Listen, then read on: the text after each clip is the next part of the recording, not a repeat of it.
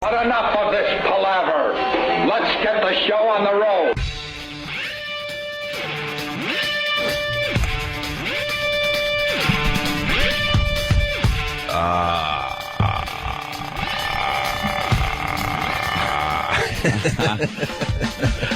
Yes. It must be Monday. I don't even know where to begin. We got some really good stories from the weekend. The weekend. Are we allowed to talk about what we were talking about at your house, or do we have to have a little off-air discussion? That's fine. That was years ago. That was amazing. Oh, that was funny. We could end the break with that. Yeah. Can I talk about my car experience real fast? Was that interesting enough to bring to everybody? Well, as long as something has progressed, Well, and it's not just you with your broken down piece of crap again. I'll do a quickie. Friday, went and saw Jimmy at Caroline's. His new material, amazing. Amazing. A little shout out to the fans that go to see Jimmy. Stop with the show references, please. Is that what they do? I know Jimmy's not going to say it, but stop. Really, just stop. I know you mean well, and I know you're showing you're a big fan, but Jimmy's up there doing his thing, and he's got really good material, and you're shutting him down by yelling out just Monster Rain. There was one of those. God, you hack. There was one of those. Oh, God. All of a sudden, they just yell out, Uncle Paul! And he's in the middle of this great animal rant. Yeah. I mean, his material on, that, what was it? Frunkus! You got one of those. And he's so patient. He mentions Barack Obama, and then someone yells out, he's only half black, Oh. And Jimmy's like, yeah, great. But I'm in the middle of, showing you my brilliance, so could you shut up? Great if Jimmy just pulled a gun out and shot a heckler and just kept going. Well, you don't understand how there's nothing I want more than for that to be my swan song in comedy. Yeah.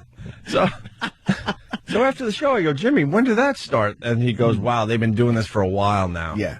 So I have to be the bad guy. Please. And no joke. Bad guy, the voice of reason. Yeah. Knock it off, you dummies. It's not about you. If you're a big fan of Jim Norton and the radio show and you're going to see Jim, sit there and enjoy it because he's really trying to do some good stuff on that stage. And you don't throw him off because he's a veteran, but everyone else was, in my area, they start sighing like, oh, my God, shut up. And these are hardcore fans, too. Yeah. We know the show, but, he's doing some really good material that he's honed over the last few months for us. What do they think? Like, Jimmy's going to be standing there and go, yeah, hey, come up on the stage with me. It's a bizarre thing, because, that's why I learned to mention the show. When I talk about the show, right. If I'm going to do it, I'll do it at the end, like in the last 10 minutes. Right.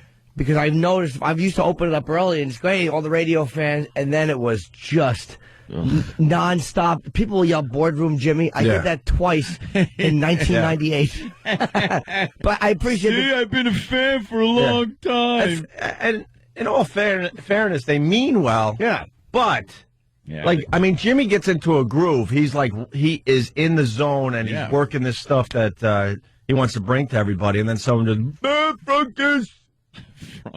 And you can see Jimmy wants to go strangle somebody. I'll frunkus your face, you dummy. Right. Let me do my show. Especially because they're yelling it with 4 R's and 8 R's, and we can all hear the difference. We all know. 6 R's. I'm trying to remember some of the other references, but you get the point. And, because he's not going to say it. Jimmy's the nice guy here, but, do the right thing and try not to yell show references, because Jimmy's new stuff is really, really good. They get a few drinks in them and just think that they're the funniest things on in the room. Right. And they have to, get everybody's attention. Look at me. Right. I listen to the show that the comedian is on. I had to have a table thrown out, Saturday Late Show in front, and I never liked to do that. Because I think they were fans, but they were so disruptive, and they were just drunk. They weren't trying to be rude. But the woman was yelling to me, and it was nonstop. Yeah. And when you look down at the table and you see them talking and high-fiving each other about things unrelated to the show, it's time to go. I apologize, and I did leave without any problem. You did. And you weren't even high-fiving. You were using your feet at that point. You had far too much to drink. But most of the people were just amazing and sat there and really enjoyed the comedy. So you're talking about, a few people. I mean, if you could. I'm doing this for Jimmy today, please. And Al Jackson was great, and Amy Schumer was great. I mean, F and Al Jackson, I told him he's got to come on the show. I like that guy. Yeah, I like that guy a lot. And I like that female comic. Amy. Yeah, because we're all about hating the female comic, but fair is fair, man. She is funny. Yeah, she's really funny. And dirty. Yeah. I can't, do her material justice, but she's really, really funny. Yeah. She was on Last Comic Standing a couple years back. I remember seeing her. Yeah, I didn't even know her from that. I met her at the cell and I watched her and I'm like, oh, she's really funny, man. She's very funny. She's got something. She's gonna go places. So then Saturday, my sister flies up from Florida and surprises everybody and gives me a call like, hey, we're all doing dinner at F.H. Riley's, my bro's restaurant, whatever. Ooh. So I'm like, yeah, cool, we'll go out there. So I call down from my car because I live in a building, and I get down there, and they go, you got a flat tire. I go, no, you see, I had a flat tire last week, which was a major hassle. We fixed that. Yeah. No, new flat tire. I'm like, you're kidding me, right? Sure enough, this tire was flat. So immediately I took a picture and sent it out to all the followers on Twitter. Well, you have to. You took a picture of the first one. Opie, the follow-up. Opie Radio on Twitter. They got their second flat tire picture in a week. And I was talking to people about Twitter all weekend long. They're like, they're actually looking at pictures of your flat tires. I'm like, yeah, they eat this stuff up. We were having that discussion last night. Yep. So I sent off the flat tire picture, and then I had some options. I'm like, all right, what is the fastest way to fix this tire? AAA would be a nightmare. Yeah. What would that be, an hour before they even show up, possibly? Takes forever. Now, I'm in Manhattan. Do I take the flat tire and throw it in the back of a cab and find somewhere to fix it, then bring it back to the garage? Hassle. I'm all showered up. I got a little cologne on. I'm ready to go, right? Yeah. So then I get the bright idea. I'm like, okay, I still got the flat tire from last week in the back of the SUV. Not fixed? No, I'm driving on the donut tire, which is a full-size tire in my car. So I'm like, all right, I will sacrifice one of the tires to get down to the gas station to fix the other tire that's in the back of the SUV, and then I could drive out to FH and not miss dinner. So that's what I did. So I get to the garage, which was like 20 blocks away, hit a bunch of horrendous potholes. And this, you feel every bump when you're riding on the rim. And, it's like not having joints left or something. Or what's this? With like cartilage? Yeah, the cartilage in between the joints. You feel it. Yeah, those tires pretty important when it comes to hitting bumps. You have no idea until you're going 30 miles an hour on pretty much a rim. I mean, this thing couldn't be flatter. And I pull in, and it was a night. I was ready to say "believe it or not," which is so lame. It was a Muslim dude that ran the garage, and he was really cool. So he takes the tire off. He goes, "I can't fix this. I mean, the rim is just destroyed." I go, "No, I know. You keep that." I sacrificed it. Yeah, I sacrificed that. I got another tire, and make a long story short, he fixed that. I go, "You sure this is going to get me out to Long Island and back?" He goes, "You could drive to Chicago." That's it? No further? He goes, "You could drive to Chicago." And I debated, maybe I should just drive to Chicago for the next couple of days. See if he's right. And test it out. So then, just looking at my wife all the way out to Huntington. With her blanket on? With her blanket on, if you've been following this, yes. Oh. And I'm just looking at her, and I just ran out of excuses, ran out of things to say. I couldn't spin it at all.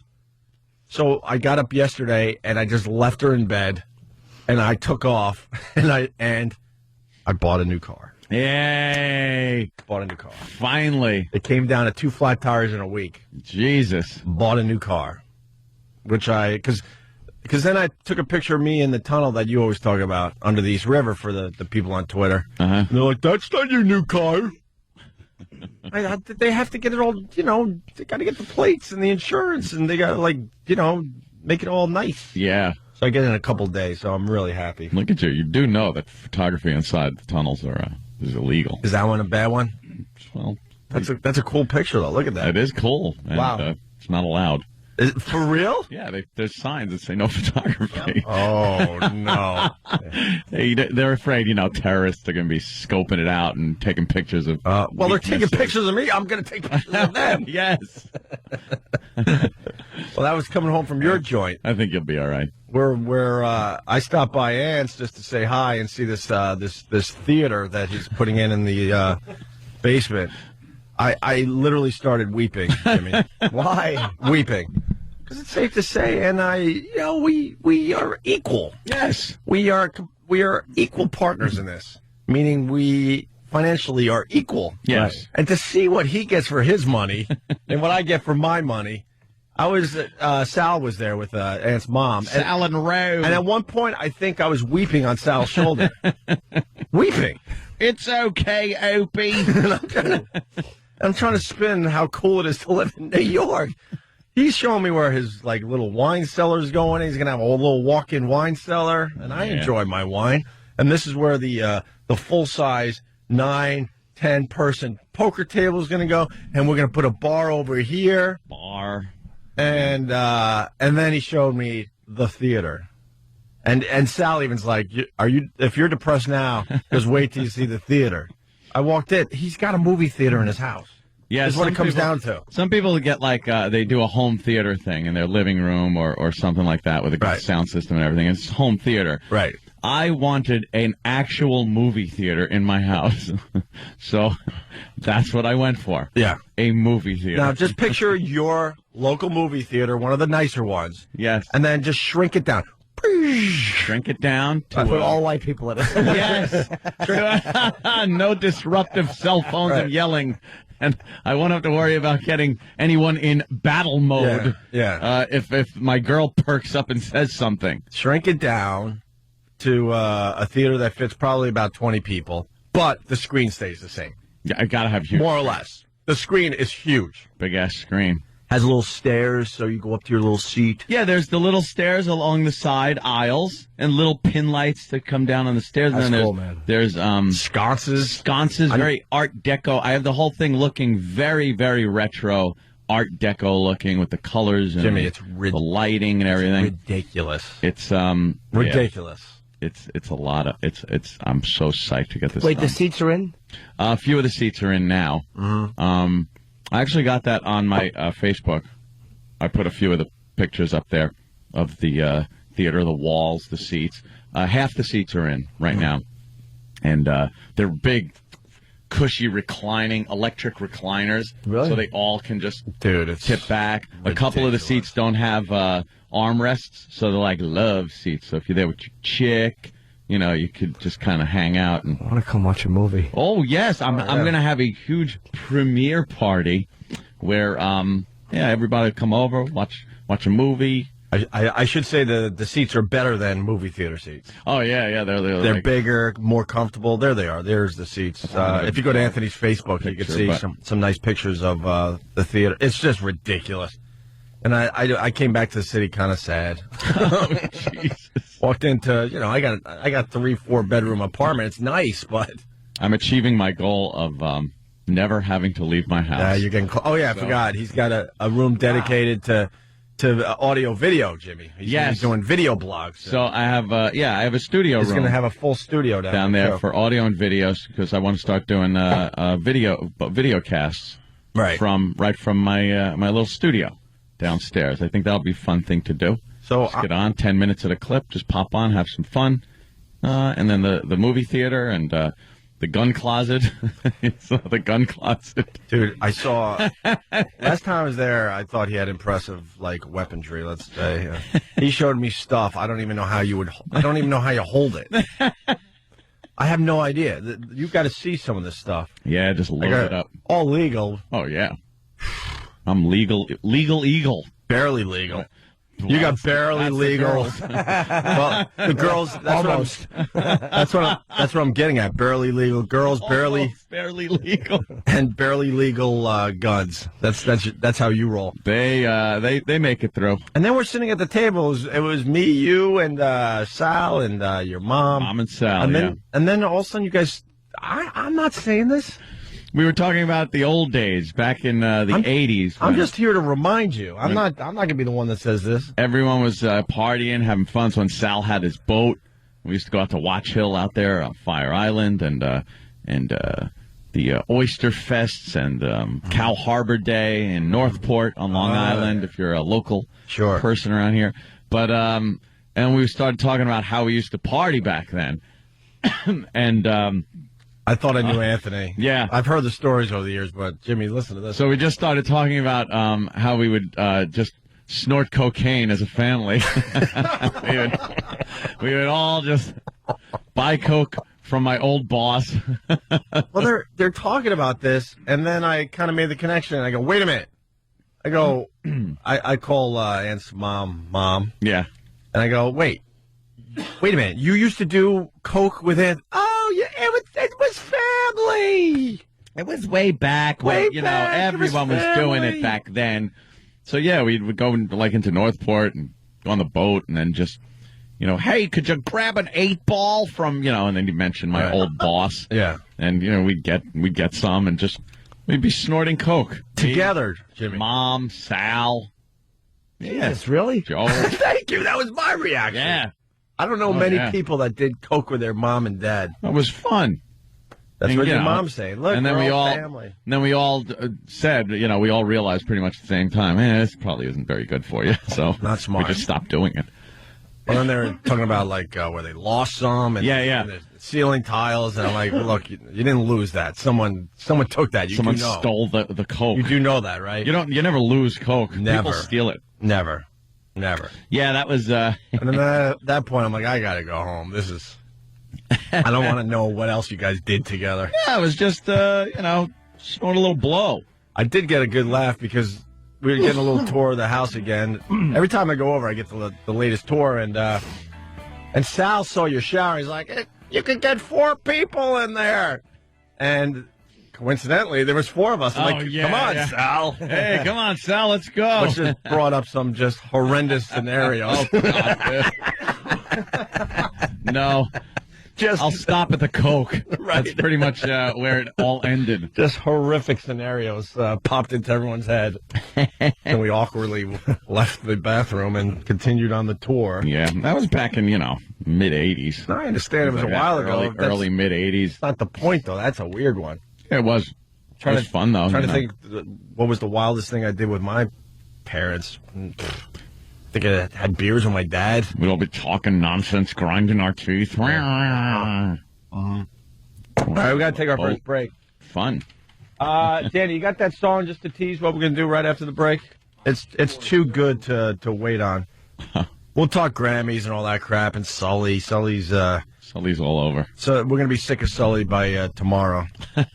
For real. Another plane. Well, he did his interview last night with Katie Couric. He's getting the key to the city, and he's going to be on Letterman. He's doing the whole thing today and tomorrow. So, and good news, Pink Panther 2 bombed. Did it? Bombed. I think it was fourth. It came in 4th. Ooh. What came Even ahead? Taken did better in its second week out.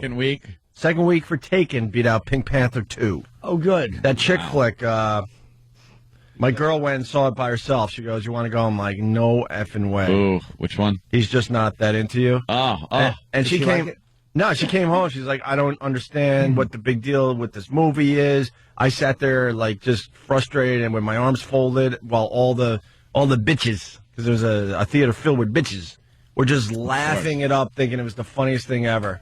Oh. So I know I'm with the right woman because she's like, I thought it was stupid. I'm like, all right on. So she passed the test.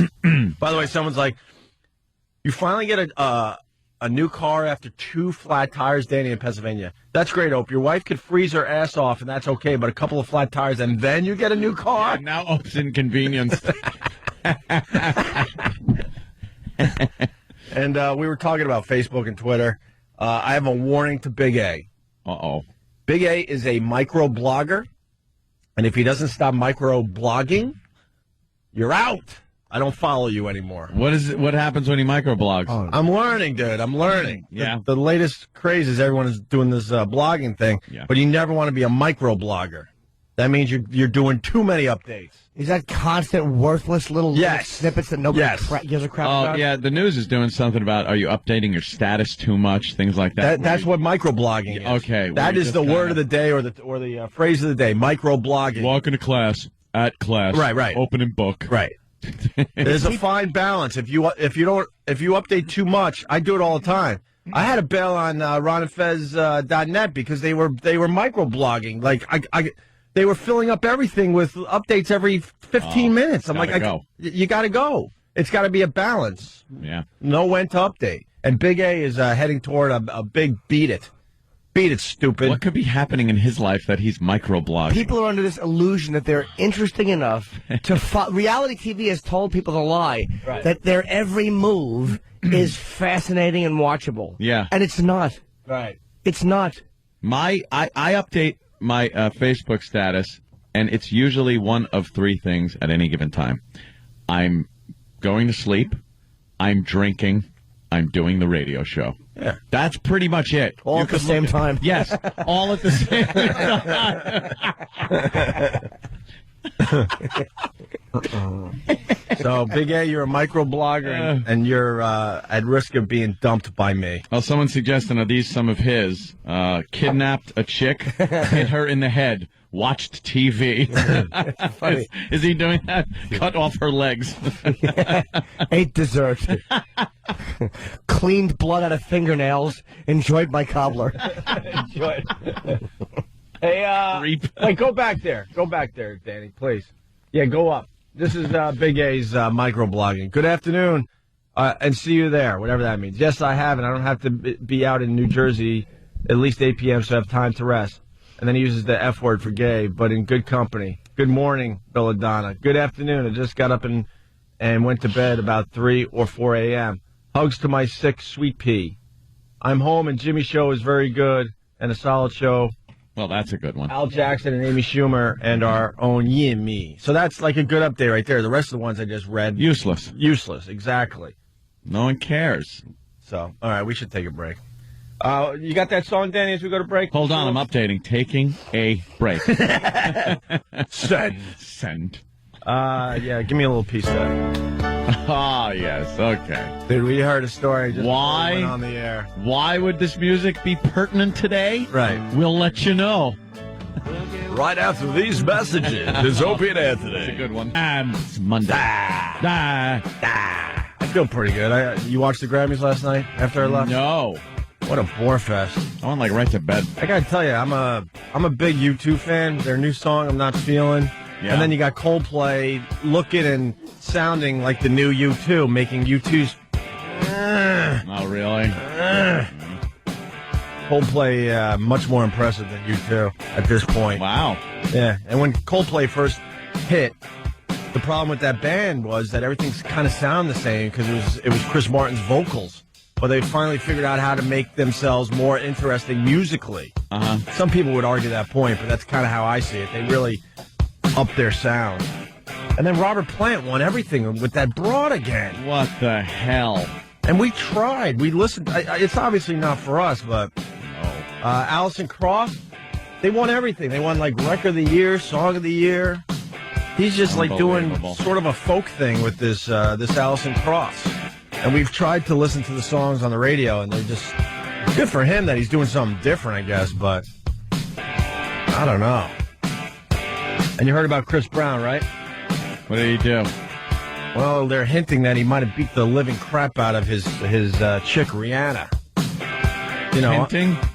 Rihanna did what? Umbrella and hold on there, yeah. Go ahead. She was nominated for Disturbia as well, but both of them were supposed to perform, and both of them pulled out at the last minute, less than 3 hours before the broadcast. Yeah. Chris Brown actually had to surrender to the police because he was a wanted man on I think they said felony domestic abuse. Felony domestic? Yeah, but they did not name the woman, and Rihanna was reported to be leaving a hospital after treatment. So wow. Kind of all coming together like there might have been a problem. I got beat up by my fella. Wow, there you go. Wow, man. And who was this guy? Let me see his picture. Is he Chris big guy? Brown, yeah, he's Big guy? He's not really. He's more of a dancer. Oh, really? Dancer. Yeah, he's actually quite talented. Yeah, why is he Apparently. talented? He can sing and dance. All right, name one song he does. I don't know that. Exactly. Oh, there you go. Exactly. But I've seen him dance. Jesus. So that story is developing. What a douche. Trying to think what else about the Grammys that matters to anybody out there. We'll go back to Grammy talk in a minute. You want to get into the Comic-Con? Yes. This is what I want to talk about. Can you hit that song again, Daddy? And I think at this point, Sam needs to bring in his guy there. Yeah. Intern Dave. David, our executive intern.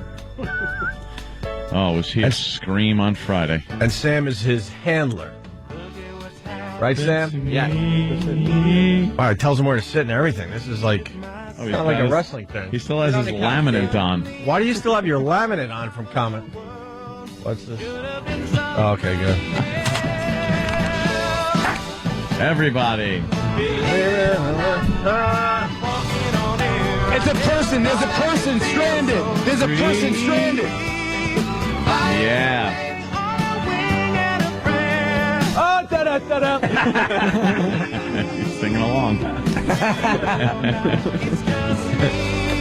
By the way, good for Christian Bale. He apologized for his rant and basically said, "Look, make fun of me. I was an idiot, right?" Mm-hmm. He's pretty much saying, "I was an idiot. Do what you have to. Make fun of me, whatever. Yeah. I'll get through this, but I was wrong." He wasn't wrong. He's saying he was wrong. He's totally right. Oh, Kevin and Bean got the freaking exclusive with Christian Bale? Mother effers. Where are they located? They're L.A. dudes. We met one of these guys. They came to New York. They couldn't have been nicer. I don't think I've heard their show maybe a few minutes here and there when I was in L.A., but this is Christian Bale and Kevin and Bean. We'll get to you guys in a second. I have no confusion whatsoever. I was out of order beyond belief. I was way out of order. I acted like a punk. I regret that. And there is nobody that has heard that tape that is hit harder by it than me. So I make no excuses for it. It is inexcusable. And I hope that is absolutely clear. You know? And one thing that has really disturbed me throughout this, because I'm not familiar. I'm not comfortable yet with this notion of being a movie star. I'm an actor, and I don't quite know how to handle the movie star thing. And the thing that disturbs me so much is that I've heard a lot of people saying that I seem to think I'm better than anybody else, and nothing could be farther from the truth. I am a lucky. I don't want to swear. I'm a lucky SOB, right? What I do, I never forget that, and that is why I put so much into what I do, and why I care so much about it, and why sometimes that enthusiasm just goes awry, you know. And please, if anybody ever sees that I really am thinking that I'm better than anybody else, stick a fork in my backside, turn me over, I will be done. That is not me, you know? How about you let someone else talk, Christian Bale? I like how he's just avoiding using any kind of profanity. Yeah. Yet he just unloaded. Yeah. I was full of gumdrops. Good one. Good for him. Why can't we get the big freaking, exclusives? We never get the exclusive. Because we're dicks, Ope. Yeah. Is that it, you think? Yes. All we have to do is be nicer? He would call up. Ope would be like, "So, what happened?" Yeah. Dial tone.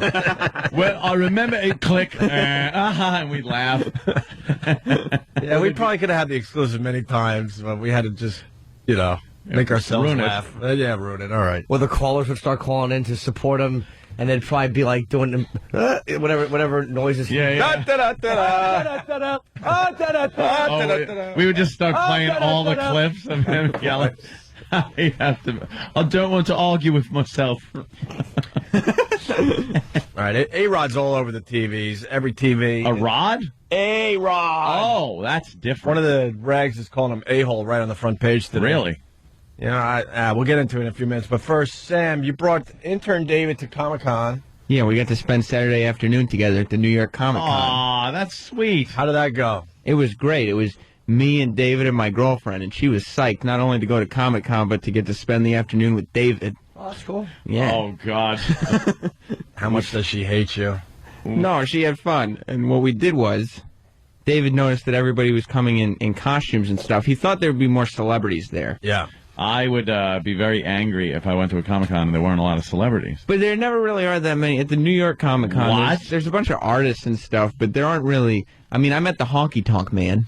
No way. The Honky Tonk Man was there? Yes. I remember the honky. Wow, the Honky Tonk Man. Kind of did the Elvis thing. Yeah. Before he wrestled. But other than that, I mean, there wasn't... No, like... people from the original cast of Lost in Space or anything like that, like Penny. No, there's Lou Ferrigno's always there. Lou Ferrigno. Okay, now you're talking celebrities, though. Yeah. This is what Was he the biggest meat and potatoes of it? Was he the biggest celebrity there? Yeah, I think so. I mean, there was nobody really worth waiting online for except Honky Tonk Man. Yeah. What do you do with Lou Ferrigno? Jello shots out of his ears? His line is really long, but it's just people going, Lou, could you sign this, Lou? So it should just walk around like the Verizon man. Poor Lou. Lou. Oh, All right, we're gonna do a two-parter. The big story about that's what's that song again? Greatest American Hero. Yeah. Ah, yes. That'll be after the break. But first, Yes. we got, Yes. So what we did was instead I had him talk to, because he made an observation that so many people come to these conventions in costumes. right. Now, what type of costumes? It's of their favorite heroes and characters. From comic books and Yeah. TV shows and And things the like, that? yeah, And- geek culture. Yes. Nice. And I had David kind of interview them and make observations about their costumes. Okay. Just because, it'd be good, because David's just your typical average Joe. Oh, certainly is. You know? Well, not average Joe. You like that, David? Yes. David gave a little chuckle. Yeah. And so, as you can see, David was very proud of his press pass that he's still wearing today. Yes, you're still wearing that thing, huh? It's the lamest press pass ever, though. Yep. It's just got his name on it. No. That's like one step No. above just a yellow star No. of David on your shirt. No. It's not even my correct name. My name is spelled incorrectly on the press badge. Is it? Yes. Whose fault is that? I don't know. Whoever gave in the names. Steve. Ah, yes.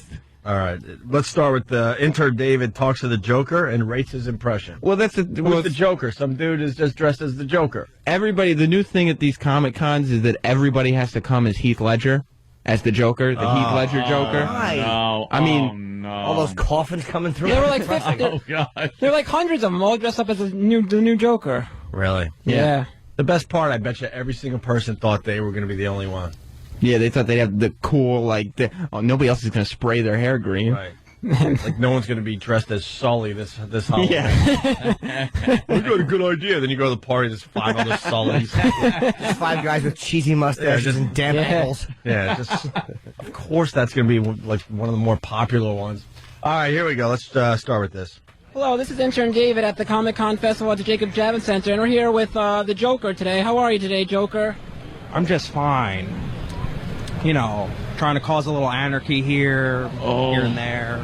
What qualifies you as the best Joker amongst all the Jokers in this convention today? It's an interesting question. Probably because I can do the voice. No, you can't. Oh, God. How I just got such douche chills. Is that the guy? Yes. That's an awful... Are these pictures up on OA? That's awful makeup. He should call himself the Jacker, because that's what he is. It's horrid. Dude, he doesn't do the voice. Anarchy. No. And his makeup is awful. It really is bad.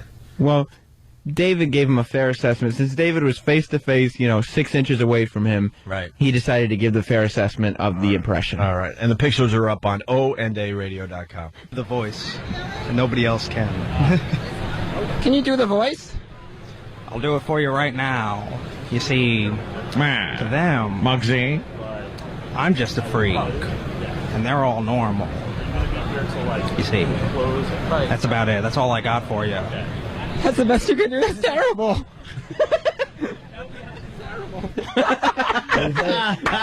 You rule. He just started laughing and saying, that's terrible. That's terrible. David. Nice. Called him out. Right to his face, David. Yep. I like that. See, because all these guys in costumes, every internet blog, and every place goes and interviews people at Comic-Con, and they all have cute stories on, like, everybody who's in costume gets interviewed for these puff pieces. So they're all like, yeah, I'm the Joker, blah, blah, blah. And then David comes along and says, no, it's terrible. You're terrible. Yeah. You think it was a good impression? No, it wasn't good at all. It was horrible. Did the guy just slump away all dejected? Well, no, he thought he could survive. He thought he was just part of the joke. So then David decided to tell him what he thought of his costume. Oh, okay. That's probably better. What about your costume? What about my costume? You think your costume is better than all the other Jokers? Yes, I do. I don't think so. Your costume's not looking too good. Why? What do you think of the costume? This costume is terrible. I could have done a better job on that costume. Wrap it up. All right. Thank you so much, Joker. He got mad. problem. He had to skulk away. Wait, he said wrap it up? No, I told him, because the kid would, at that point, he's just kind of standing there. All depressed. Giving us the, all right, just like Ready to moving around. cry. And David doesn't know when to wrap it up. So. That's true. Well, you know what? You should let him go. That's all. Well, we got, there's more. All right. David talks to Scooby-Doo. Yes, David found Scooby-Doo. And Scooby-Doo sits and takes it while David insults him for a minute. Well, Scooby-Doo happened to be a 6'4" black man with glasses and a Scooby-Doo outfit. Oh, boy. He was wearing a Scooby-Doo, like what? Like almost like a mascot type outfit? Yeah, and it was one of those masks where, like, the Scooby-Doo head sits on top of his head so you can see his face through where the neck is. Dumbest masks ever. Yeah, this guy was... He's not 6'4", by the way. I'm looking at the picture. It's on onaradio.com. The black guy is as tall as you, Sam, but then the head on top of his head makes him 6'4". Yeah. He's some big nerdy black guy with glasses in a Scooby-Doo costume. Look at him. He looks like his Chris face Rock. is coming out of Scooby-Doo's neck. That's not horrible. Scooby-Doo. Horrible. I hate those costumes where the head is on top of the guy's head. It was also a one-piece costume that was too small. Like, his torso was too long, so there was just a huge bulge. Like, it came up. He had a male... David refused to mention it, but he had a... Oh, he should How do you have. say costume? Costume? Costume? What's wrong with that? It's probably the right way to say it, but Costume. most people alive say costume. Sausage. No, costume. Costume. Do you say Costume. Do you say schedule too? Schedule. Schedule. Costume? Costume. Costume? Costume. Why do you Costume. SH it? Costume. Costume. Because with the T and the U, Put the costume. costume on. It's terrible. Costume. I think it might be the proper way to say it, No, but it's it not. just It's doesn't terrible. sound right. All right, here's intern David just talking about Scooby-Doo. Hello, this is intern David. We're here at the 2009 Comic-Con Festival. And who do we have with us today? Ruby-dooby-doo. It's Ruby Dooby Doo. Oof. Oh my God. Why is it Ruby Dooby Doo? He's a dog, so, you know. Ruby. Why Ruby? Yeah. Did they ever do Ruby and Scooby-Doo? Scooby-Doo kind of, when he said it was a little weird, but he didn't say Ruby. They definitely didn't. And who do we have with us today? Ruby-dooby-doo.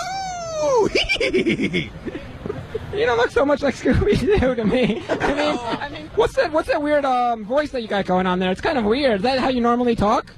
Well, no, this is how I normally talk. Hey, ladies. But when I come to Comic-Con, I'm Scooby-Doo. Why do you keep laughing like that? Like with a little nerdy giggle. What's that all about? Well, let's say I've had some Scooby snacks earlier, if you know what I mean. No, I don't know what you mean. That doesn't sound anything like Scooby-Doo. What? You've never seen my cartoon. What cartoon do you have? Scooby-Doo. Scooby-Doo, where are you? Ruby-Dooby-Doo. Nerdy-looking guys in glasses have cartoons? Well, not me personally. The cartoon I'm wearing. I've never seen a nerdy Scooby-Doo before. Now you have. That's what you see at Comic-Con. The balls on this kid. Then again, you're dealing with just nerds. But Yeah, still. you act like he's calling out Chuck Liddell. Calling out a black retarded guy in a Scooby outfit. Ruby Doo. They'll just walk around with their costumes and they play the embarrassing. part. Yes, they do. Yes, all of them. This is an embarrassment. They ought to just, Right, David? Oi! they ought to torch the building when all embarrassed these for people them? are in there. Are you embarrassed for them? I am so embarrassed for this guy. What part got you? The part where the Ruby Doo was bad, but then when he tried to just talk off the cuff, off script in the voice, he just can't do it. Hey, lady. The Scooby snack line was pretty funny. Oh, was that hysterical? My favorite was when he goes, if you know what I mean. And then David goes, no, I have no idea what you mean. Yeah, You David's don't very sound anything. energetic. Unbelievable. All right, then you guys moved on to Mario. Yeah, Super Mario was there. No way. In the flesh. Oh, I see the picture on onaradio.com. Yeah. All right, here we go. Track his ad there. All right, hold on a minute. Intern David at Comic-Con. Hello, this is Intern David at the Comic-Con convention at the Jacob Javits Center, and we're here with Mario. How are you today, Mario? Very good. What kind of a costume are you wearing right now? I'm wearing overalls, boots, gloves, a Mario hat with the M on it, mustache, and the shirt, the red shirt. Wait, what did you just say? What's that thing on your upper lip that I see? It's a mustache. You think that's a real mustache? Yeah, it's a real mustache. What's so real about it? It looks kind of fake to me, don't you think? Okay, yeah, it's fake. That's what I thought. It is fake. He's a journalist. He's getting to the bottom of things. He wants Mario to finally admit that is a fake mustache. Yeah, real Mario. It's 5 inches wide and a foot long on his face. It's made of felt. Yeah, made of felt, was it? Yes. Yes. What about the rest of your outfit? You think that's a really good Mario costume? It's all right. It fits. It's better than everybody else's. What makes it better? I've seen some other Marios hopping and jumping around here. I think theirs are better. Well, what do you want me to do about it? Maybe you should go make a better Mario costume. I mean, you have an M stitched onto your hat like that. You didn't get a real hat with a real M on. You have to stitch your own M on your hat. Well, it's better than your costume. You don't have anything on. I'm not trying to be anyone. I'm just trying to be a regular, ordinary person from a radio station reporting. That's all. All right, I'm done. Thanks so much, Mario. Thanks so much, Mario. They back down pretty easily, don't they? Yes, they do. Yeah. They just get all depressed. You won't find one set of balls on any of these guys, huh? It's their big day at Comic-Con. Right. David's just blowing up their spot. Yeah, and they get all excited because they think it's going to be like a little puff piece where they get to stay in character and be like, we're here with Mario. Yeah. And David just smashes them. We got one more there, Sam. This is my favorite moment of the entire weekend, maybe of the year so far. Yeah. David talking to Dick Tracy. Yep. This is Intern David live at the 2009 Comic-Con Festival, and who do we have with us today? I'm Detective Dick Tracy. You are? What's this costume that you have on here? This costume is a vest, this yellow beautiful coat, and my snap brim fedora. Wait, so you're telling me you're dressed up as Dick Tracy, is that correct?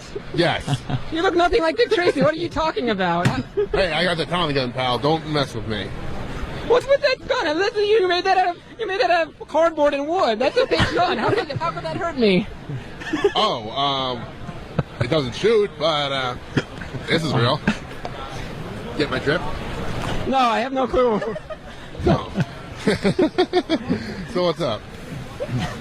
I'm still trying to figure out your costume. You don't look anything like Dick Tracy to me. I think Dick Tracy was a lot skinnier than that. He just turns around, and then that guy just. I've never seen someone so quickly just turn around. He said, goodbye, and just turned around. He is a fat Dick Tracy. Yeah, I said, oh, you look fat. You're not a skinny Dick Tracy. And he walked away like, goodbye. Yeah, we laughed over. Listen to the last second. I think he said something like, I'm done. Yeah, listen. So what's up? I'm still trying to figure out your costume. You don't look anything like Dick Tracy to me. I think Dick Tracy was a lot skinnier than that. Goodbye. Goodbye. He said goodbye and he walked away and he ran away. He was so upset. David, we might have created a monster because he had so much fun once he started making fun of people that even when we were done, he just started walking by people going, what are you supposed to be? Not on tape. He walks by this Dick Tracy guy again who was obviously furious, who had his back to David while the kid was on the phone. And David pats him on the back and just says, thanks for the interview, Dick. Yeah. God.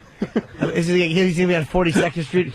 Hey, who are all you black guys in red hats and red scarves? Yeah. Oh, right on. Did they think you were dressed as Juby Doo? You know what the funny thing about the Scooby-Doo guy was that he was passing around these cards for his website. He has some website called www.nerdyblackguy.com or something. He's supposed to All right, listen, we got to take a break. Part 2 with Intern David. Now, you left Comic-Con, but he stayed there? Yeah, that's the thing. I had to get a train home, so I left. But E-Rock was there. Yeah. And so he met us there, and he was like, well, I'm going to stick around for a while. David, if you don't want to go home, we'll just walk around together. and then David filled me in on what I missed. It's a good story. Yes, it is. Look at David. Yes, it is. Yeah, we'll get into that after the break. Intern David, you stay on the couch there. Opie and Anthony. Okay.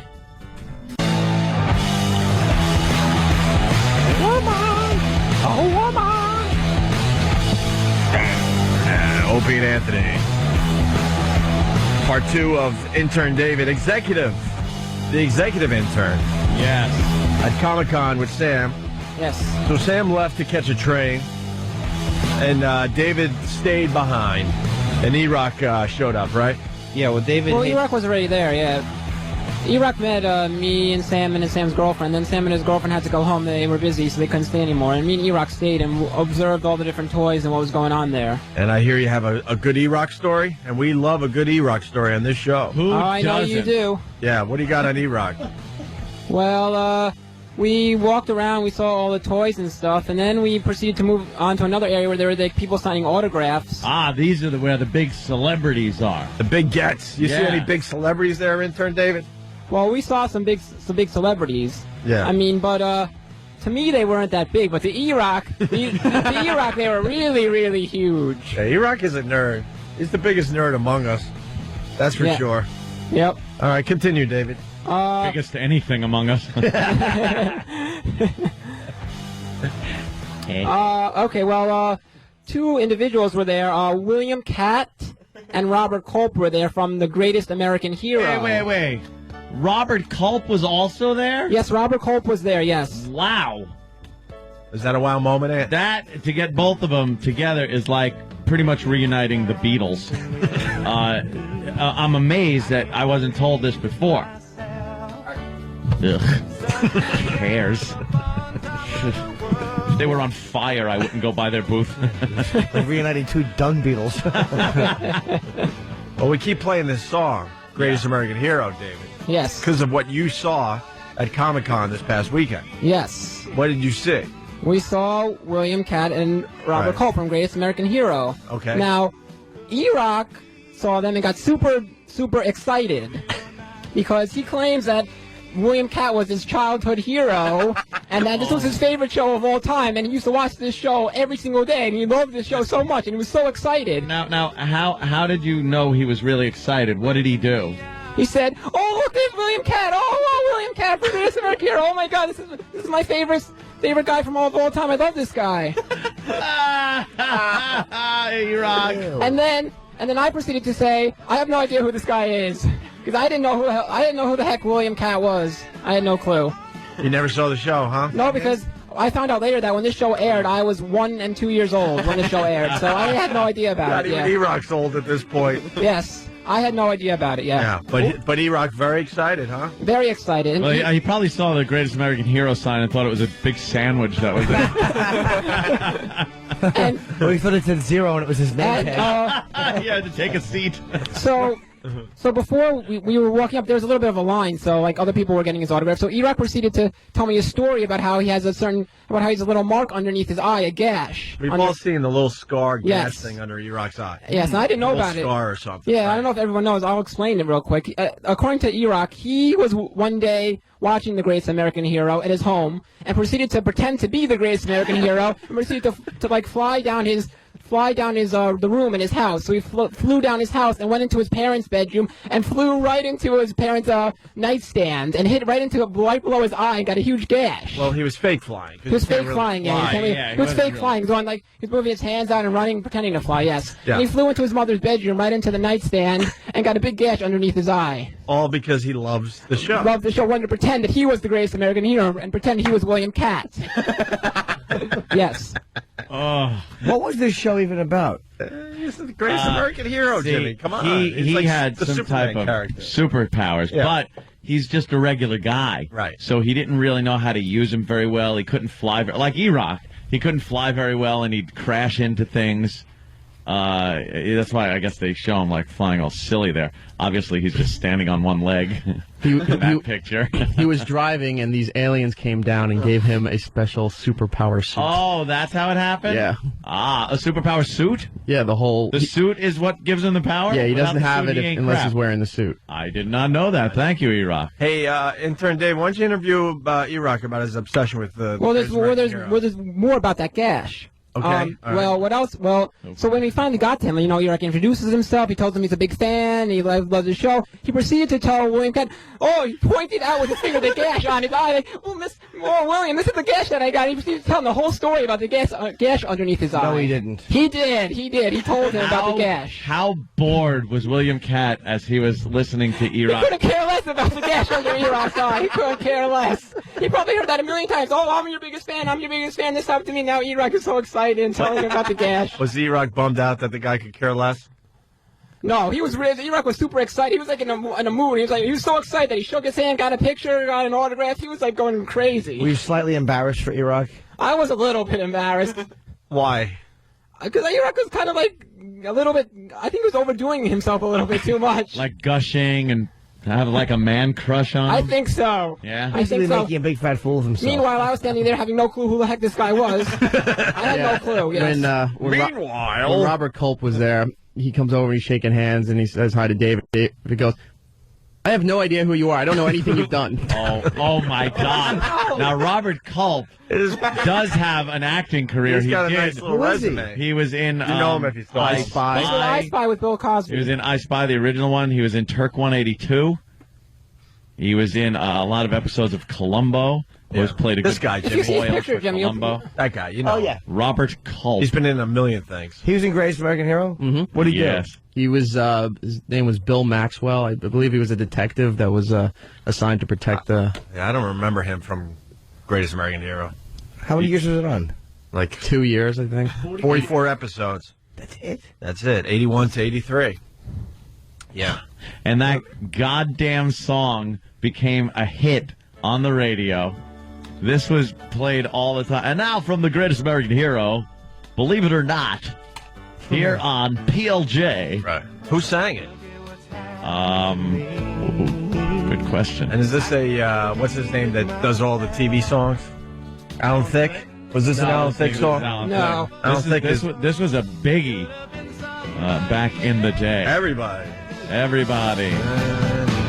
Believe it or not, I'm walking on air. Well, actually, intern David, you told me that E-Rock knows the song? Well, he was trying to get me to figure out, try to remember the show. And he's like, don't you remember the famous song? I'm like, what song? He's like, and E-Rock started singing the first verse, believe it or not, I'm walking on air. And I'm like, oh, I know that song, but I don't know the show. Yeah, all right. Well, did you really sing the opening lyrics? That's most of the song that I knew was that very beginning. Are you mortified that intern David is calling you out on your obsession with the Greatest American Hero? No, because he didn't understand why I was dragging him through people so he could take the photo for me.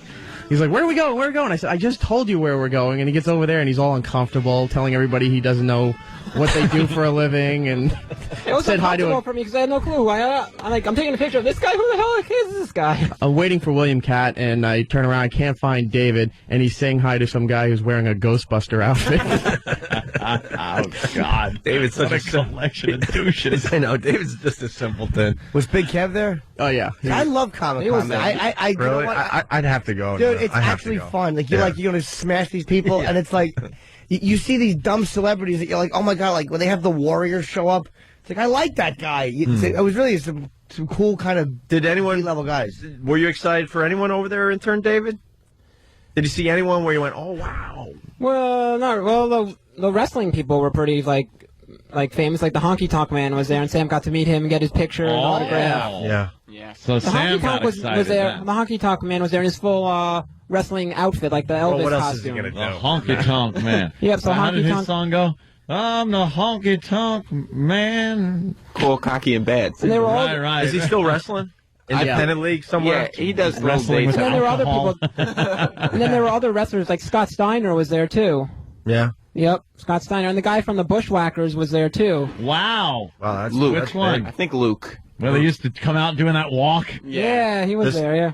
I didn't want to get a picture with one bushwhacker. No, you need both That's bushwhackers. not as valuable as both, right? Right, There, Sam. The bushwhacker is not the bushwhacker. You don't want to do that. Iraq, comment on what the intern David's saying? No, it's all true. I went, well, for the honky tonk man, at least, yeah. Did the honky tonk man have a little work done? Yeah, he's got some. He's very shiny under the eyes. Yeah, and like the honky tonk man up in the widow's peaks looks like some kind of hair restoration or something. Oh, probably plugs, if you could tell. Not hair restoration, where there's individual follicles from the harvest area. Harvested. Hey, intern David, anything else from Comic-Con? Did we cover it all? Yeah, pretty much. There are famous celebrities. Like we saw, I don't know if you know, but Melody Anderson was there, who played the female on the Flash Gordon movie. No. She was there. Wow. David's got like a photographic memory because he didn't know any of these people. And then I'm like, that's the honky tonk man. And he said, oh, the honky tonk man. And now he remembers every single name. Who else? There was one point where we're walking and Sam and his girlfriend are a little bit ahead of us.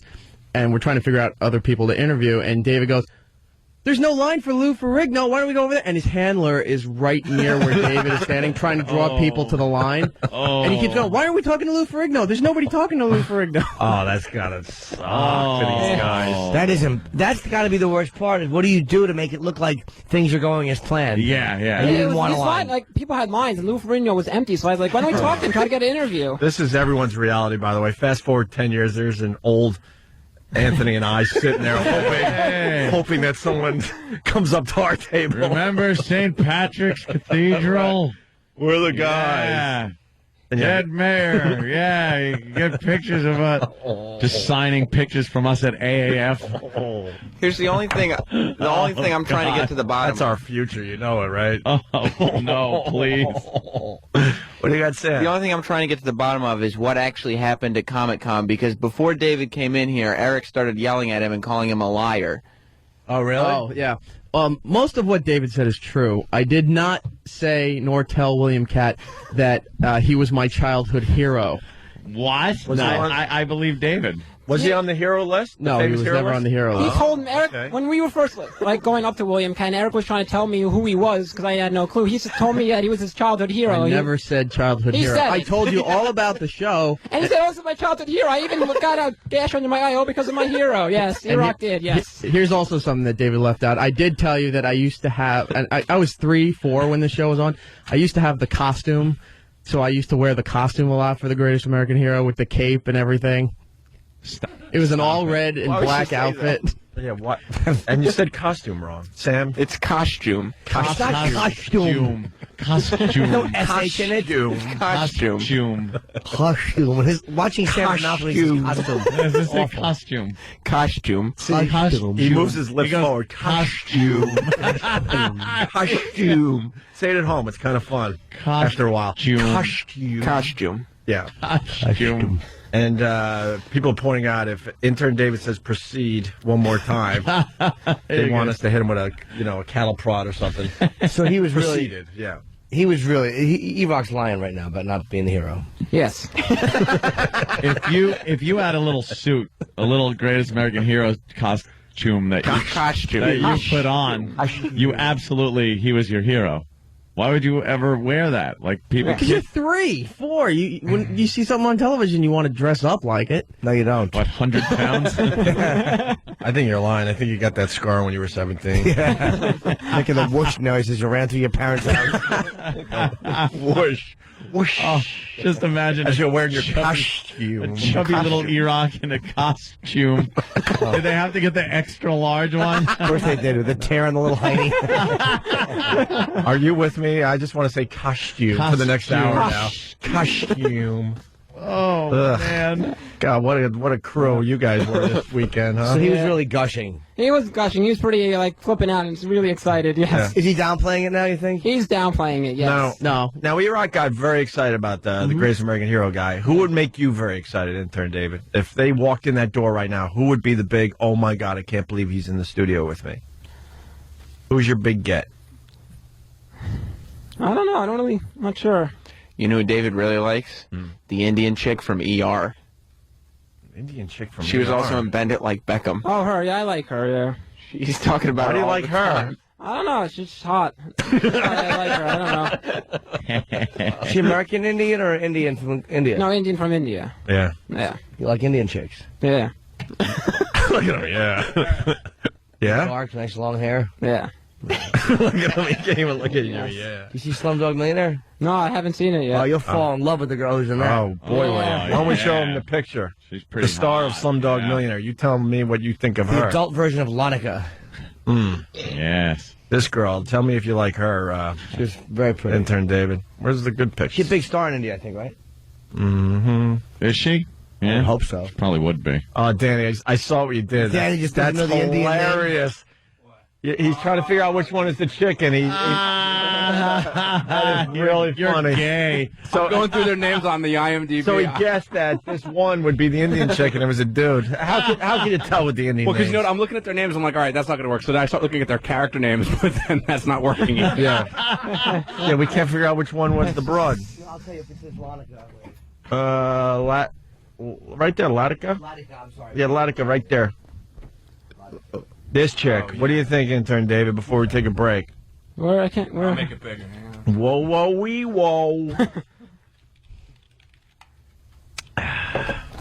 This girl. Show him that picture right there. Where am I looking? Yeah, you like that? Yeah, let me see. Can't see. Get up and look. I know, exactly. You want everybody to move out of your way? Holy Jesus. What a bum. That's the star of Slumdog Millionaire. Get up there. She's a very pretty He's scared to get too close to the screen. What do you think? She's very nice. I like her. Yeah. All right. Well. Come on. Use the fist. Good Mike What happened to the fist What happened to technique? one fist? Okay. Yeah, I like her. She's very nice. You did it again. What's wrong with you? David, you taught us all one fist away, remember? He did the one fist, and then he moved way in closer. Way in close. This, there's a nice picture of her face. What do you think? She's very hot. I like her. All right. She's a pretty girl. Yeah. E-Rock can't even get facts about Greatest American Hero right. Let's say hi to Tim. Has a problem with E-Rock. Tim, what's up? Hey, how's it going, guys? Hey. Tim. Look, E-Rock doesn't know anything about this show. Bill Maxwell was an FBI agent, not a private detective. I didn't say And the private alien. Yes, she did. Yes, you did. Yes, you did. You're off. And the You said alien. private. You did, right, David? Don't worry, You it's your said private show. detective. We all heard him. He didn't know what he's talking about even. No. Intern David has a weird, memory, so. Go ahead, I'm sorry, sir. And what happened is that the aliens would made Bill Ralph's partner because Bill, being an FBI agent, would have an inside track to all the cases they would need Ralph to be intervening on. That's all. They had a private detective running around. And the reason why Ralph is such a bad hero is because he lost the instruction booklet 3 times during the show. Yeah. Oh, the instructions for the suit? Yeah. Right. So he didn't know how to use Right. it. Why'd they pick him to give the suit to? Really, because he had a good heart. Yeah. Yeah. Yeah. It was the 80s. Yeah. Was it?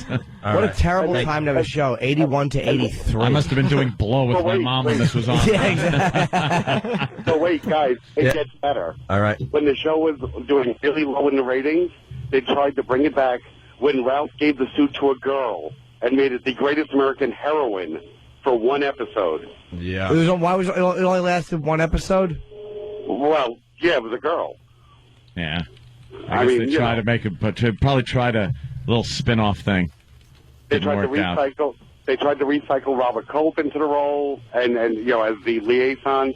But the girl was all save the whales, help special needs kids, that kind of garbage, bleeding heart liberal crap. Well, the problem is, I'm looking at the girl. She's ugly. Yeah. If you're going to have her as the Greatest American Hero, you got to get some. And why would you cover up her entire body with the? Wouldn't you rework the suit and show some skin, man? She looks like Lotka's wife. Carol Kane. I mean, look at William Catt. It's not like they were looking for looks in any of these people. Well, what about? Let me ask you. What else has this guy done? What's his name? William Catt. Yeah, that He was was in it. Carrie. He was pretty much one and done. Oh, he was in Carrie. He was the one that brought Carrie to the prom. Okay. Very good. I forgot about that. Very nice. All right. Other than that, nothing. All right, Tim. Thank you so much. What happened in '83? What did he get accused of? Child trafficking? It's never worked again. Believe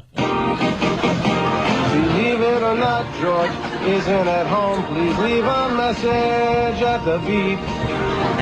I must be out, or I'd pick up the phone. Where could I be? Believe it or not, I'm not home. What is that? From Seinfeld. That's George's outgoing message. Yeah. In Seinfeld. He sang it with the music. You gotta talk about Greatest American Hero. You gotta play that, right? That was such a funny episode. Absolutely. The way he was just kind of pantomiming the words himself. He was just having fun with it. It's like, where could I be? And he throws his shoulders up. Like, I don't know. All right, guys, thank you. So you got Sam, you got executive intern David. E-Rock, could you just do me a personal favor? Yeah. When you leave the studio, could you leave it like you flew around the house? When you you got a cash on your own. Do it towards the window.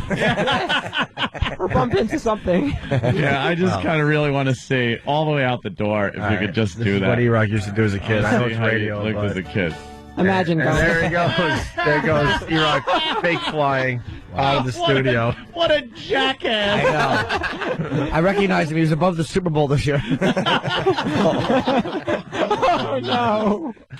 All right, when we get back, we'll get into the A-Rod thing, I guess, a little bit. And some other things, more Grammy talk and Sully. I think we got the Sully interview coming in. Some sound clips from the Sully interview that was done last night. Oh, that era. But first, it's Black History Month. Who are we looking at today? Oh. To celebrate Black History Month, the Opie and Anthony Show is recognizing those historic African Americans without whom this country would not be the melting pot it is today. Today we honor Tiny Zeus Lister, whose riveting performance as the brutalizing Zeus in No Holds Barred kicked off a whirlwind career, leading to dozens of roles in films that called for an enormous black man with a weird blinky eye, such as Debo in Friday and President Lindbergh in The Fifth Element. What was the name?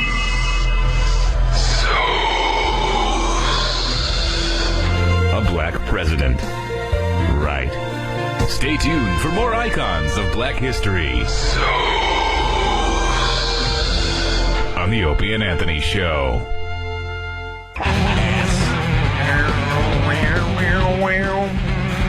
Still lots to do. Opie and Anthony, Jim Norton. A-Rod. What do you guys think of the A-Rod thing? I think it's a bunch of bunk. Well, he tested positive for steroids back in 2003, I guess. No, apparently he's What's one the of latest? a bunch of people that were they kind of did a survey of some sort. What's a little shady? Yeah, to see like who was doing steroids. Mm-hmm. And he's one of quite a few ball players. And Kurt Schilling, that do-gooder. Yeah. That said, that they had done steroids. But I don't think it was one of those things where you're fessing up to it and it's supposed to get out and all that stuff. But it did. And there's a bunch of other ball players that they're not releasing their names. And Kurt Schilling, who claims he's never done steroids. He's like, I demand the list. I want all the names. Yeah. Why? Who else was on the steroids? Look, it was the era of the steroids in baseball. What are you going to do? What are you going to do? Nothing. I hate Barry Bonds as a person, but what are you going to do in the end? Why is it You're going to take all his home runs away? Why such a big deal? So many of these guys were on steroids. It's pretty obvious now. Jose Canseco's running around going, see, I told you, and he's ready to write another book with more names. Yeah. The Roger Clemens. I'm not a fan of A-Rod whatsoever, but, I mean, he's one of many guys that were doing steroids at that time. You're calling him a-hole on the cover of one of the papers. So what are you going to do? Nothing. Enough with the goddamn steroid problem. Who cares? Right. They put something in place. You're testing people now. Who cares what they did years ago? Enough. I'm a big fan of the steroids. Love it. Not for myself, but my athletes, I want them on steroids. Monsters. I want monsters. I want monsters that the second they retire, they get giant brain tumors. Bunch of big dopes. See, we walk around with the regular Joes, but when it comes to my entertainment, I want to look at monsters that are hitting 500, 600-foot home runs and pitching 150-mile-an-hour fastballs and, checking people into the boards where the whole boards just self-destruct and shatter onto the fans. That's the type of thing I want. I want to see more Darryl Dawkins-type basketball players just completely destroying the backboard. Chocolate Thunder. Remember Chocolate Thunder? Chocolate Thunder. He would name his dunks. Yep. And they had to one of my dunks I had after a Guinness night. Chocolate Thunder. They had to come up with new backboards because of this guy. He shattered, I don't know, more than one. Yeah. Look that up on YouTube if you've never heard of Daryl Dawkins and his... Daryl Dawkins. Daryl Dawkins. And his Duncan. Right, Daryl Dawkins. Yeah, Daryl Dawkins on YouTube. His stuff is amazing. So who cares? I don't care. I don't think they're role models. I think as a parent, you got to go, hey, Johnny, they're on steroids. What can I tell you? Look at that. Look at the shattering in the backboard. The good old... What did they change that stopped that, by the way? What did they actually change? The back? They had to, Did they get a different type of glass or just put the... And they put the little hinge on there, too, so the rim actually gives a little more. Oh, okay. No, it gives a lot. I mean, that ain't happening. If you're slamming and hanging onto the ring, it's going to... rim, excuse me, it's going to collapse a little bit. Yeah. So, just amazing. There were so many of those pictures where you just see the guys dunking backwards, hanging on the rim with their mouths open, and I would look at that in the paper and just go, "Oh my God, okay." I'm sorry, it just looked a little bizarre to me, is all. There was one last week, and I actually thought of that. Oh, was there? Oh, yeah. Damn it! they are so bad. Danny's got something. Well, no. A friend of mine used to take the really good ones, and he would cut them out of the sports pages of all the papers, and he had like a compilation of them. Oh, a compilation on his wall in his bedroom. What? What are you? That's all. He just had a compilation. What? Opie, your someone's phone. What's going? Such a shame because this is wonderful racist. What? There wasn't one racist thing. I said what? That when they hang on the rim like that. And because a lot of times their knees are bent, their legs are bent, and they're way up, and they're backwards on it, and their mouths are open, and they're just kind of hanging on the rim. It's amazing that you can actually do that. You're just admiring their athletic ability, right? Is this the phone call coming in saying "shut up" or "you'll be fired if you go any further"? How many did he break? I wonder. I don't know. There was more than one, that's for sure. So, the dentist. We played the audio last week, and your mom absolutely loved this damn thing. Oh, yeah. We can play this again before we get to the Sully audio. My mother is not computer savvy whatsoever. So I was like, hey, Mom, I got to show you something. She was over the house last night. So I go, yeah, check out this on YouTube. What's YouTube? And I got to explain. And she goes, what, people send you these? Is it for the show? I was like, no. This is global, worldwide. People can post videos from everywhere in the world, and you can get to watch them. And she couldn't really fathom why you would want that. Couldn't grasp it. And I'm just like, oh, God, parents. She doesn't have a computer? No, she'll never have a computer. I showed her the iPhone and some of the stuff it does, and she was amazed by it. She's like, oh, like video is on it. Like a caveman. It was. What? Not the iPhone. There was no video. Well, no, I was playing YouTube videos on it, so there was indeed video. I wasn't taking video. You know, your mom's not your mom. She's more like an older sister. Really? Yeah. Coke buddy. Yeah, Coke buddy. Coke buddy. If you weren't listening earlier, what are you doing? You missed some good stuff. The little blow with Mom and Sal back in the 80s. What are you going to do? That's normal. It was back in a day where everybody was doing it. So she loved the dentist, the kid in the back seat? Yeah, little David goes to the dentist. Is that what it was? All doped up? Yeah. And what's that video up to, Danny? When we checked on Friday, it had something like 4 million views. Yeah, it was close to, it's got to be way over 4 now. Yeah, let's see what it looks like today. It's huge. But here's the clip that really got us going, really making us laugh, and your mom was just dying when she saw the video. How did it go? I didn't feel anything. Yeah. I feel fine. Kind of felt good, didn't it? Is this real life? Yeah, this is real life. Okay, now I have 2 fingers. Good. 4 fingers. You feel good? You feel good? I can't see anything. Yes, you can. Stay in your seat.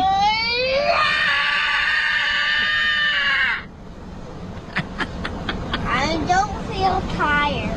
You don't? Drop stitches. Uh-huh. Why can't I touch it? Because it... You know what? Oh, boy. Stump brain, seriously. It's not even funny anymore. Oh, no. Feel like it's not even. It's ridiculous. Think like Sully. Oh. Think like Sully. Oh. Just bring it in. But every day, the listeners are getting sick of this. No, I mean, think like Sully. Put it in the Hudson. Oh, I would love that. I would love that. Exactly. Throw it in a goose. Look, I know the company's broke and the business is falling apart, but they could at least do the basics for us. While that track was playing, it wasn't even counting down. It was just It was just standing there at a. You feel good? We'll try from here. I can't see anything. Yes, you can. Stay in your seat.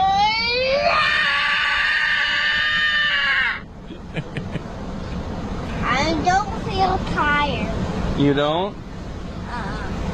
Drunk stitches. Uh-huh. Why can't I touch it? Because it'll mess up the stitches. Your 4 eyes. Yeah. I feel funny. Why is this happening to me? It's okay, bud. It's just from the medicine. Okay? Is this going to be forever? No. No, it won't be forever. He's all disgusted. That's not going to be forever. Like, oh. We're with you, kid. And his head is just like It's like a bobblehead. He can't keep it up. Right. He's a very cute little boy shirt on. He's just a cute kid. It's so funny that he's such a cute little kid and he's so effed up. Now, how is that kid going to say no to drugs when he gets older, when he has this fine experience I at know. 7 or 8 years old? When he how is that going to work? The intensity in his face when he stands up and screams is hysterical. Danny found the original David after the dentist clip on YouTube. 6.4 million views. But I saw what you were going through to find the original clip, and there's other ones that are the exact same video, obviously, that people posted that are pushing 1 million. Yeah, people love to just rip and then repost. 500,000-600,000 per. Yeah, this per clip rip. probably in total. I mean, you got to be looking at over 8 million. 8 million, views. just like that. He's an internet sensation. Oh, little boy, tyke. is he. He's the next Chocolate Rain. Yeah. That's it. How is it? Remember the Britney guy was going to get a deal? Leave Britney alone. Some stupid fruity network was going to give him his own show. And yeah. I hate show Yeah, business. where did he go? He's still trying to do it. But Is he really? Yeah, he's still up there. No one cares about him. But it's just not working. People don't seem to understand, like, these internet videos, when they hit, like, you have about a week to capitalize, and then it's all over. Yeah, because you can't have a follow-up. What are you going to do? Give the kid heroin and go, all right, now here's my kid on heroin. Just lock him to a radiator. Right. You know, even the Christian Bale stuff, like, that was great for, like, last week. And Sure. then now it's like, all right, Christian Bale. That's the world we live in now. You could be famous, Monday and Tuesday. Wednesday, you're a nobody again. Yeah, you're that whole yes, that whole 15 minutes of fame thing. It's less now. 15 minutes. 15 minutes is a minute, right? Yeah. Now you get 1 minute. Yeah. That's so funny. You can be like the most popular a celebrity for 2 days. And then third day, you're a has-been, dude. Then we're on to something else. Look at Sully. We're sick of Sully. Enough Sully. They're giving him the key to the city today. Most of us love Sully, but at this point, we're sick of him. Oh. We all want to put on horseshoes and kick Sully's teeth and gums in. We're done with you, Sully. The father's walking around like, oh my God, how do we capitalize on this? Yeah, that's me. Remember that kid? Yeah, we got maybe it. Maybe we get him on crystal meth or something and see what he comes up with. Just keep giving him different drugs. Just give him a bong and see if he figures it out on his own. I'm stoned. Right. Keep shooting, please. Say something cute. Right. You want to hear some of this Sully stuff? Yeah. What I don't like about Sully is he's way too calm, way too monotone, not animated whatsoever. That's how he is. Maybe that's what you want in that situation. But. Yeah, you don't want a pilot who talks like Chris Russo. Yeah. All right, here's Sully on 60 Minutes last night. Just some of the highlights. We won't bore you with the whole 60 minutes, that's for sure. And about 90 seconds after takeoff, I noticed there were birds filling the entire windscreen. From top to bottom, left to right, large birds. When did you realize that these birds had seriously damaged the aircraft? When I felt, heard, and smelled the evidence of them going into the engines. I heard the noises. I felt the engine vibrations of the damage being done to the engines. And I smelled what I described at the time, and I still would, as a burned bird smell being brought from the engine air into the conditioning system of the airplane. Delicious. You think a man of Sully's intellect would have come up with a better description than burned bird smell? Bird smell. You all know burned bird smell, don't you? It's called like cooked turkey, something like that. What did it smell like? Engine burned bird. Good. Well said. Wow, the whole, what do you say? Just is it called full of windshield? birds, yeah. Windscreen, I guess. Whatever, yeah. Just filled with Can you birds. He imagine? flew right into a giant flock of geese is what happened. Wow. So you were going fast toward the Dummy. Earth. Katie, what the F? Hey, dummy. So you were going fast. Hey, everything's going real fast. Where do you think he was going? You're in a plane. It's in a plane. It's always going fast unless you're at the gate. and you're going really fast when you have to take off. Yes. Like you gotta, extremely fast. You have to leave the Earth. I'm surprised she didn't say, so like one of the birds, you were flying. Yeah. So you were going fast toward the Earth. Yes, the water was coming up at us fast. Oh, all right. Do you think about the passengers at that moment? No. Not specifically. I mean, more abstractly, perhaps. I mean, I knew I had to solve this problem. I knew I had to find a way out of this box I found myself in. Did you at any point pray? I would imagine somebody in back was taking care of that for me while I was flying the airplane. About 155 people? I think my focus at that point was so intensely on the landing. You couldn't think of anything else? I thought of nothing else. Well, duh. What do you think? Yeah. You think you had room in that brain to think of, like, you're naked not chicks and stuff? bring anything else up in your head when you have those moments. Right. It's just instinct. It kicks in. Self-preservation. You're doing whatever you have to do to save your ass. Still just ridiculous when you think about it. The physiological reaction I had to this was strong, and I had to force myself to use my training and enforce calm on the situation. Was that a hard thing to do? No, it just took some concentration. Did it feel like 3.5 minutes? Yes, it did. Really? Really. I like the fact when she said really, dumb Katie Cork wanted him to elaborate, and he went, yes, really. Yes, it did. Oh, she wanted it felt like hours we were up there, but 3.5 minutes? Yeah, that's what it felt like, dummy. No, it felt like 3:24. Does that matter? Yeah, it doesn't matter. Yeah. When you landed, you and the first officer looked at each other. And we said, well, that wasn't as bad as I thought. And then we quickly began doing our duties. He was running the evacuation checklist while I opened the door and commanded evacuate. Did you give yourself even a few seconds, though, to acknowledge that you had averted disaster? No, because I hadn't quite yet. And I had business to attend to. I had a job to do. Yeah, that was half his. Yeah. A lot of those people could have died if they fell into that water. Yeah, or if the plane sunk real fast with people still in it. Hypothermia takes you out in like less than 10 minutes if you're in that water. That water? Way Within less. 3 minutes, you're pretty much incapacitated. Your muscles just say, F you. Right. Not working anymore. So there you go. Just some of the highlights from the big interview last night. Good old Sully. Give him the key to the city. How about that? He'll be on Letterman, and he's going to be everywhere today. So how was it? Well, I took the plane and landed in the Hudson River. So once you landed, did you have a celebratory martini before opening the door? Yeah. Did you call friends and family, or did you update your Facebook status? Yes. That's stupid questions. Dummy. You were going fast. People are pointing out that Katie Couric is worse than Larry King. Well. How important are the wings? Right. When you're flying. What type of bird was it? A goose or a gander? Good old Larry. Do you think one might have been one that could lay a golden egg? And it was actually a golden egg that did the damage? Sully, comment. Were any of them silly? I heard they can be silly. In flocks. Did you say to your co-pilot, let's get the flock out of here? Just a funny joke Sandy Koufax told me once when I never met him.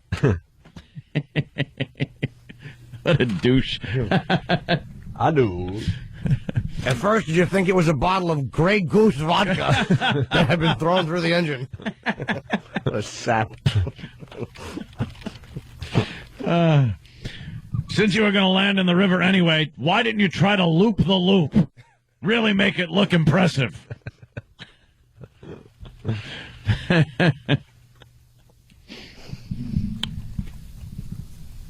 He hasn't been on Larry King, right? He will be. Tomorrow. Oh, he'll be on tomorrow? Oh, get that audio. Roll tape. They're soliciting questions. Are you kidding? Yeah, it's online. Because Send us Larry's your so question. stupid, I'll write my own. There's nothing else to ask him. What happened? We hit birds. How'd you feel? Nervous. Did my job. What else is there? Yeah. What else can you ask this guy? Are you a pedophile? Why does your mustache smell like cotton candy? Now, you said you walked the aisle to see if anyone was in the plane. Did you steal anything? Sully, please tell me. I would have taken things like hair gel and garlic. I'd have checked people's carry-on for garlic and Welch's grape juice.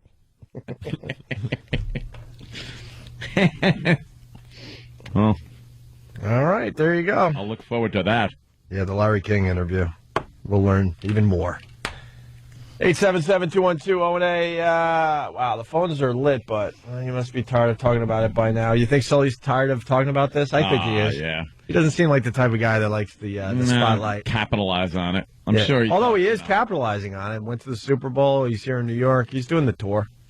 I think people tell him, like, yeah, this is good. Probably, U.S. Air also tells him, hey, it's a good image for us, for you to be out there as the kind of representative of this airline. How many people are looking to see if Sully's, wear the pilot? uniform. Have some pride. You walk in and you're like, I don't have Sully. They'll applaud every time his name's Sullenberger. Yeah. Well, yay, we're safe. Yeah. Well. They probably wait till you're in the air and then go, believe it or not, you're pilot today? Yeah. Guess who your pilot is? Guess who it is, huh? It's Sully. I would just say it on every flight. He busts out of the cockpit door. Ta-da! That's right. He throws bird feathers at them. Gotcha! Did you see Branson offered him double whatever U.S. Air is paying him to fly for Virgin? I said no. Well, not yet. They're negotiating. Ta-da! Ta-da! Hey, if I may suggest, try the goose today as we fly. Ha ha ha! It's not being offered. It's a joke. Shut up, Sully. Let's say hi to John in Jersey. John. Hey, I was thinking, how important is it to have both engines working on a 2-engine airplane? Sully. How important is elevation? Let's go to Keith in Tampa. Keith. Isn't it bad to smell the engine inside the airplane? Yeah, you can, though. You think you can? Yeah. How does that work? Yeah. It's sucked up, especially at that low altitude. Why haven't they figured that out? Why can't they figure out some kind of... I don't know. It's kind of weird that stuff could just fly into those engines like that. And they say they hit a lot of birds, obviously, but not like... Put some screen over the front? I don't know. I'm not an engineer, but it just seems like they could figure that out somehow. No? What do you think, Ed? I guess it don't happen that often, so... They don't worry about it. They do have bird strikes a lot, but some of them get sucked right in. Most birds aren't even going to mess up the engine. They're just going to... I don't know why. What could you put in the front that would... I don't know. I probably cause a problem. Yeah, I don't have a answer. Probably get clogged. Because if you had a screen, it would A, get clogged, or B, the screen would break apart and fly through the engine. Screen flies in there. Now you have this metal mesh going in there instead of some little pliable birdie. I would imagine that they have figured this is the best it's going to be. There's probably multiple birds going in both engines is what happens. So, they can sometimes take one bird. There aren't many moving parts in a turbine engine, really. Aside from the turbine, there's really nothing else moving. So if that makes it through, you're all right. What are the odds you're going to hit a bird in the sky? Yeah. Let me ask you, Larry King's taking questions online? Yeah. All right, cool. I think that you'd only want to submit serious ones. Oh, yeah, of course, Jimmy. Because there is a story, and you'd have to submit this seriously. I love that. about maybe to ask Sully about how his famous Uncle Paul pilot story, because his Uncle Paul was a pilot, and would he tell the story about how his Uncle Paul inspired him? Well, that's a good one. Yeah. That is actually one of Sully's stories. That would rule. Yeah, but I mean, you have to phrase it properly so people know that it's for real. Are they actually calling in with their questions, or are they just, like, emailing? Maybe Larry will see that and go, what's this Uncle Paul story? Oh, that's a good idea. Uncle Paul. All right, let's go to Stryker. Stryker. Morning, boys. Good morning, Stryker. Sully, landing gear, overrated? Comment. You didn't use your landing gear. In Sully's case, it was overrated. Yeah. He didn't need no landing gear. Right on the belly. Where can the passengers pick up their luggage? Is there a baggage carousel at the bottom of the Hudson? Comment. Your Sully material on Friday at Caroline's. Thank you. Kill. Solid. Thank you. Ooh. Solid. Danny, It's topical. Where can they find that video?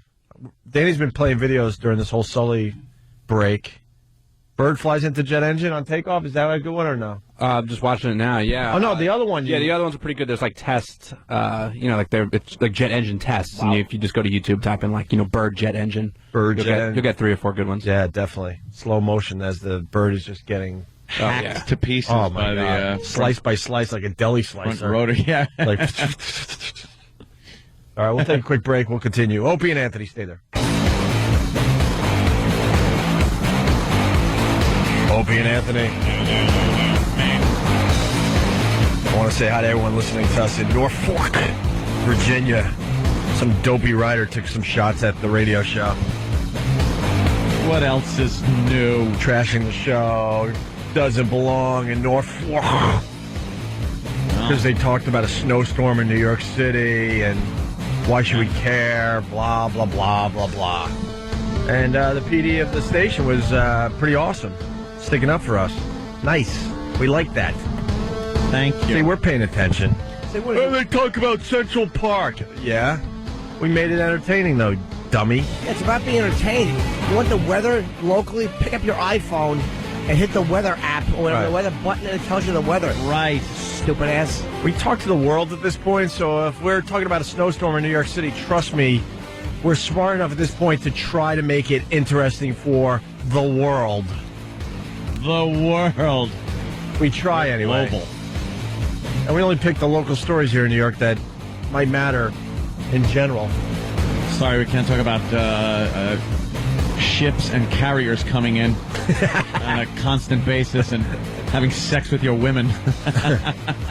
Maybe people get sick and tired of hearing about their neighborhood anyway. This obsession with local is really boring and embarrassing. Enough. We're not a local world anymore. We're not local anymore. It used to be local. You lived in your hometown, and you pretty much, except for big news, didn't know anything that happened anywhere else. That just shows, like, people that are out of touch because we're all living, globally. Pretty much. Look at our Facebooks and our MySpaces and the rest of this stuff. YouTubes, what? You're building your own little community that's not a little tiny local community. You're keeping in touch with friends you haven't heard in years that live way over here and over there. Do you only watch YouTube videos from Virginia? Is that what you're doing? Local? I only watch local YouTube videos. When I search out, I put in my local town. Rah-rah for local. Because it's much funnier and entertaining to watch local YouTube videos. Shut up. Give it up on the local thing, especially in this year of 2009. 2009. Yeah. For God's sake, it's nothing. Nothing is local anymore. Nothing that you get is coming in locally anymore. Right. Your news isn't local. You don't watch your local news if you want the news. You watch your local news in the morning to goof on it. That's what we do, to goof on the people on the news. And the second a story breaks, no matter where it is, you go to one of the networks. Sure. That cover global news. Yeah, CNN, Fox News. Right. What's the matter? You don't watch Fox News Channel because it's not local. You don't watch O'Reilly. You dope. Local. And you're a liar if you think local's cool. Because I bet you even this writer who wrote this article about us not being local and stuff is hoping that people around the world read his stupid articles. Oh, I bet he wishes he'd be picked up and be syndicated to a bunch of papers all over the country. Right.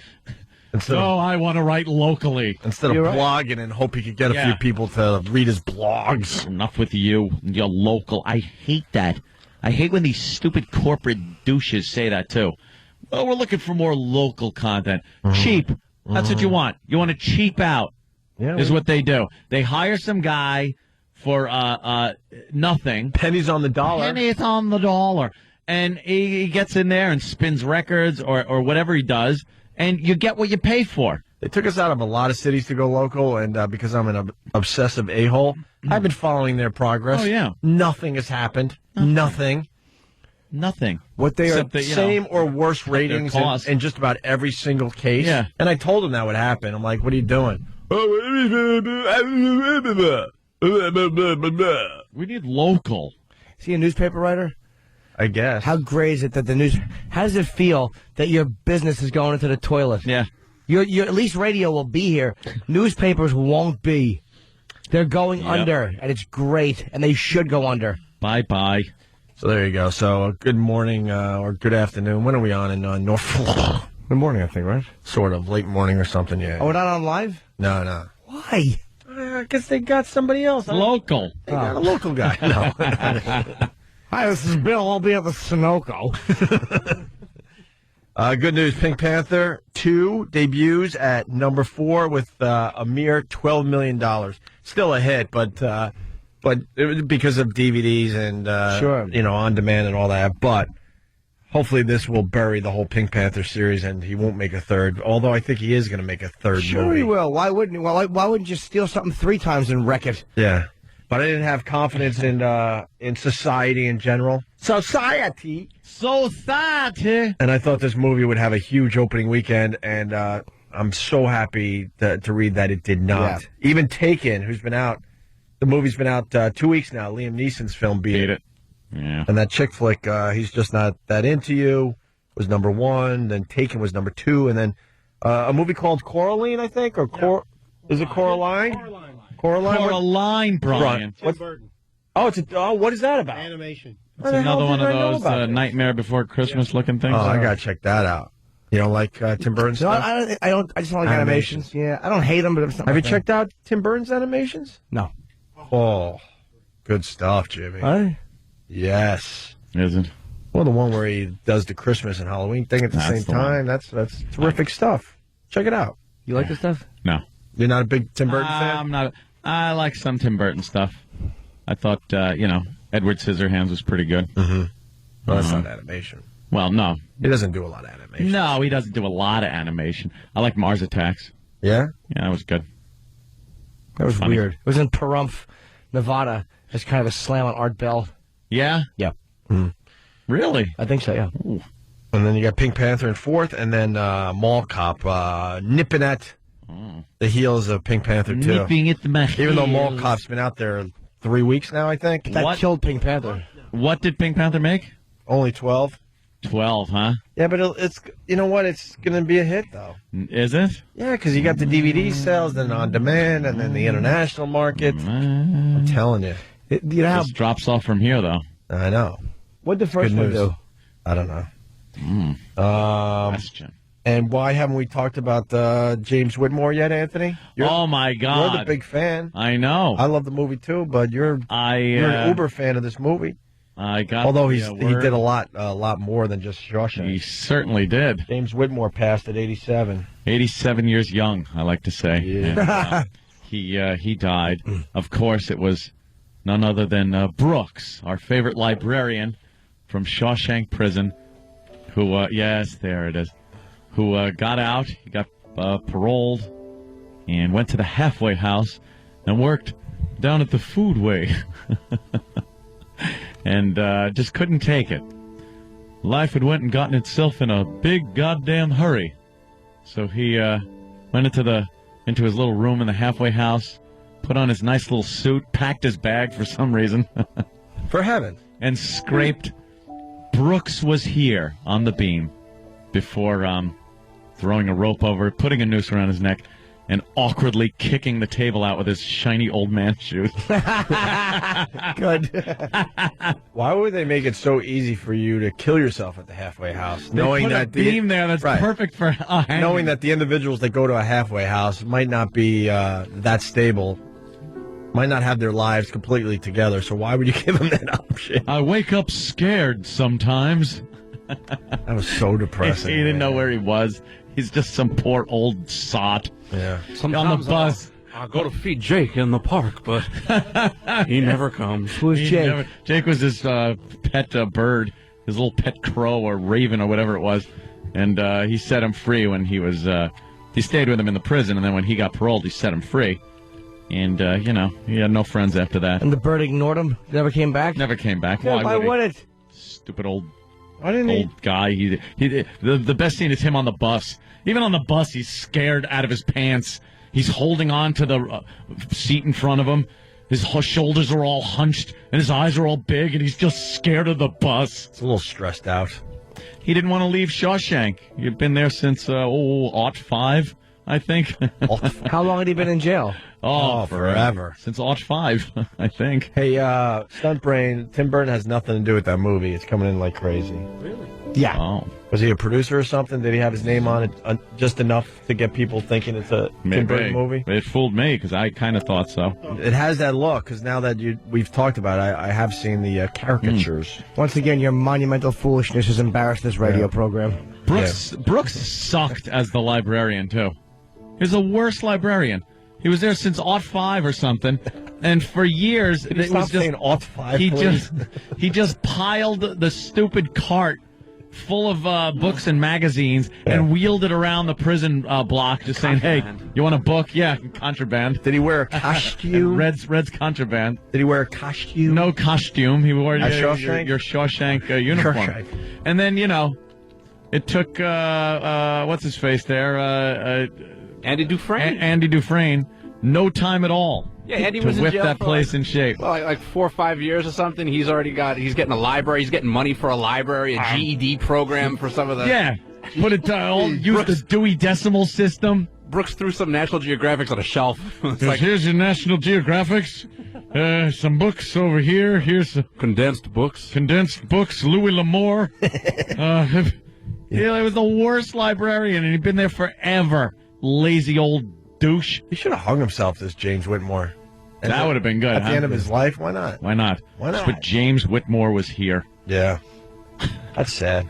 He's gone. He was in a lot of movies, though. He wasn't, A million movies. Yeah. From the director of The Nightmare Before Christmas. Now Stunt Brain's trying to defend himself. But who directed The Nightmare Before Christmas? Was it? No, I have to look. Oh, here comes Travis. Travi? Tim Burton produced The Nightmare Before Christmas. He never directed it. See? Wait, so what did Tim Burton do for Nightmare Before Christmas? He wrote up the money. No, he wrote the story and he produced it. Yeah, but is that his caricatures? Yeah. With all those fancy costumes? I believe so. Yeah. But I don't think he has anything to do with Coraline aside from, I think, maybe the studio that he owns. I hate when they just throw the names on some of these films. Please buy. You think, Well, and you a lot think of- they have something to do with the film when they really don't? A lot of people think that he directed Nightmare Before Christmas. So if you say from the director of A Nightmare Before Christmas, Then they think that it's Tim Burton. But, but if it was, they would put Tim Burton. I would say Tim Burton. Of course it would. It's trickery. Yes, it is. And do we have Mickey Rourke winning Best Actor in Britain for the, what is it, the BAFTA Awards? That's just like the Oscars. It's the BAFTA. And I guess he was cursing and stuff. What did he do? And do we have the audio? He was being Mickey Rourke. Yeah, of course. Sam was pulling it. The obscenity-laced thank you speech. Nice, very good. Nice, obscenity-laced. We'll have that on the radio for everybody. Sorry, it's not local. All right. Is that guy a douche or what? He's an absolute tool. What a loser. Who is he? Well, let's get some info out. Maybe the pest could tell him a thing or two about local radio. About a thing or two. Sure. And, let's just mention it. The Pro Bowl was yesterday. Who cares? That is such a no one gives a crap event, the Pro Bowl. The problem with football, every other sport has an all-star weekend, and it's pretty popular, makes a lot of money for the league. Like the NBA is having theirs, I think, this coming weekend. Yeah. I believe. and hockey. They're awesome, and the games are kind of cool to check out. No one cares about the Pro Bowl. You're right. Most guys don't go because they don't want to get hurt. Yeah. So then you get the third-string All-Stars, if that makes sense. And it's after the big game, the Super Bowl. That's like the end-all, be-all of the season. Right. And then, now we'll throw you this game, too. It's weird because no one wants to get hurt. Weird. They're in Hawaii. No one wants to get hurt. Football is one of these sports. Any play, you can break your neck. So why would they risk it for nothing? Hack coming up after the headliner, you know? But you ready for this? The NFL won't accept the fact that their All-Star game sucks. And so what they're going to do is they're going to play it the next year in the middle of the season. Are they really? How stupid is that? It's a little dangerous. Because now you got guys on the field. It's their All-Star game. Your team is way out of it. There's the star player that's looking like a Tom Brady or whoever's going to make a run for the Super Bowl next year. And now you got a shot to just take him out in a game that doesn't matter. But also, even when you're not out of it. And I bet you the NFL will make some kind of rule like, no, if you're voted into this game, you have to play a minimum of whatever, a half or a quarter or something. I bet you. But say two teams are fighting it out, and say the Jets are in second to Miami, and Miami's quarterback is quarterback. You know what I mean? It's almost like, but then again, you play AFC against NFC, so you're not going to have the division rivalry, so maybe that won't matter as much. But it's just stupid. A chance for these guys to get hurt in the middle of the season. For nothing. How is that going to work? They should just give up on it and realize there's not much they could do with their sport. No one cares about it. No. It's going to bomb. I love football. I haven't taken a look at a Pro Bowl, and I can't remember the last time. No. Pro Bowl. You can't root for any team. You know, it's like a big cluster F of people from various teams. Let's say hi to Tim in Boston. Tim? I had a question for Anthony. I was thinking that perhaps with the estranged relationship with Charles Whitmore and the island jumping around through time, James maybe not dead? Oh, well, James Whitmore. He's a Lost reference. Thank you. Oh, okay. Who was he in Lost? I didn't see the season He yet. wasn't.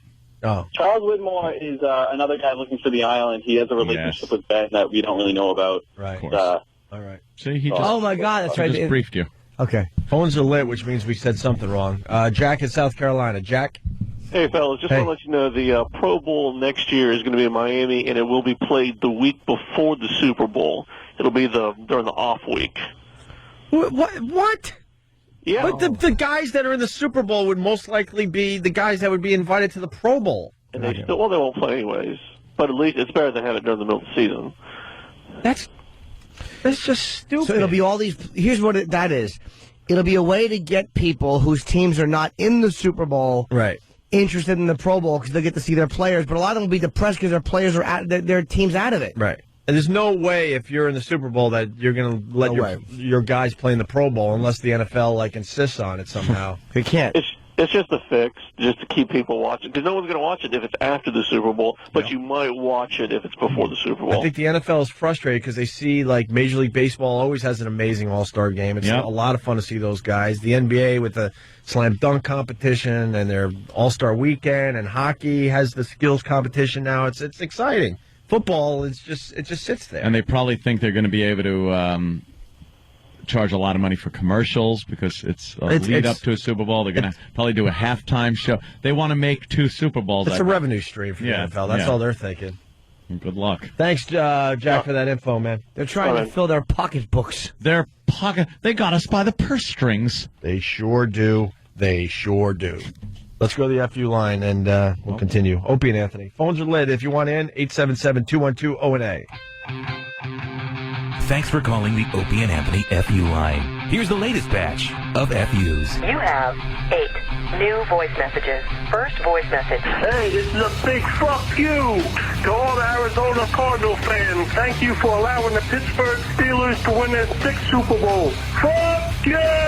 Next message. Yeah, I want to send a big fuck you to President Obama and Nazi Pelosi for passing that stupid $1 trillion stimulus plan. Go fuck yourselves, you fucking retards. Next message. Yeah, I want to give a big FU to those jerk-offs that robbed my apartment and thought that they were going to bring me down. I know who you are. How's it feel wearing my dirty underwear? Next message. I'd like to give a big FU to the guy that calls up for a certain regular rock station in New York and asks for a song that we've heard 10 million times. Hey, stupid, don't pick Under the Bridge by Red Hot Chili Peppers. Nobody wants to hear it. Fuck you. Next message. Yeah, hi. I'd like to leave a big F you for my boss. How did you get to be a 47-year-old vice president and not be able to check your own goddamn mailbox, hail your own goddamn cab, or, God forbid, make a decision without me? Next message. I'd like to give a big fuck you to the mother of my kids who threw me out of the fucking house and now I'm living in my fucking car. Fuck you, you cunt. Next message. Hi, I want to give out a big old F you to my baby's father, Mariano, because he's a piece of shit. Fuck you, Mariano. Next message. I just want to give a big fuck you to everyone because I'm a real people person and because I can. End of new messages. Call the Opie and Anthony FU line. 866-FU line 1. That's 866-FU line 1. Thank you and goodbye. Doesn't matter what you do for a living. Just sucks. True. We know we have great, can't even call them jobs. Yeah, I was telling somebody this weekend, I said the worst part of my job is the getting up in the morning. Yeah, that's Everything it. else is just gravy. It doesn't matter. You're having fun. You get to goof on your friends, goof on people, whatever. But that getting up part is just, The alarm went off this morning, and I yelled at God. God? That's your alarm? Weird stuff comes out of my mouth when that alarm goes off at 4:30. Yeah. I was. Oh no, dear God! Oh Jesus Christ! No, I had a bit of a headache this morning too. I woke up at about 2:00 in the morning. Yeah, and was like, oh God, I hope this is done by the time I have to get up. So I popped a couple of aspirin because when Mom and Sal come over, there's going to be some drinking happening. Well, all those Bud Lights, was that you? That was me and Mom. Ow. Yeah. Very impressive. And then thanks to Danny, there was one Guinness left. And so I enjoyed polished that off. And then when that was gone, there was no beer left or anything, so I had to switch to wine, vodka, and tomato and V8. I like a Bloody Mary. I don't get it, man. I'll say it again. That was my nightcap. If I did the amount of drinking you did yesterday, I would not be here. Yeah. And you can't even tell. No. So build weird. up tolerance. You know how they talk about alkies doing that. Yeah. Do you think you're an alkie? Oh, yeah. I'm what they call functional alcoholic. You really are. I function. How many days do you think you could go without alcohol? I've gone plenty of days. Like when I had... but that's because you have to. If someone just said, look, I don't know, stop drinking right now, how long do you think you would last before you would just be total freak out? Actually, as long as it's not permanent, as long as I need to. Like when I had my hair restoration done. Plugs. Hair plugs. No, it's hair restoration. Individual follicles are placed in your head exactly the way they grew naturally. Yeah. And where do they get that hair? From the harvest area on the back of your head. They harvest it. By the way, people are sick of you saying '05. That's Brooks. '05. '05. Oh, I've been here. Let's see. I came in '05. People are begging you to stop saying '05. '05. It's come up a lot lately. And Brooks and then hang yourself. People they're not sure if they want to hear '05 or costume. Costume. But that's Sam's thing. Costume. He says like that. Costume. And his mouth goes costume. But when I had that done, I couldn't drink for a week and a half because of it thins the blood and they don't want that bleeding and were you popping jonesing? Follicles out of your head. No, I was you were good. I was our favorite fine. shrink is on did the I line. want a beer? I certainly did. Well, our favorite shrink's on the line, Lydia. All right, with the horrible voice, Lydia, Oceanside. Hi guys. Hi. Good morning. What's up? Our favorite analyst. I wanted to know, Anthony, Yeah. what makes you decide that the last drink of the night is the last drink? Like, how do you know? The floor. When the floor meets my face, it's the last drink. He knows he's had his last drink when the alarm goes off and it's spilled next to him.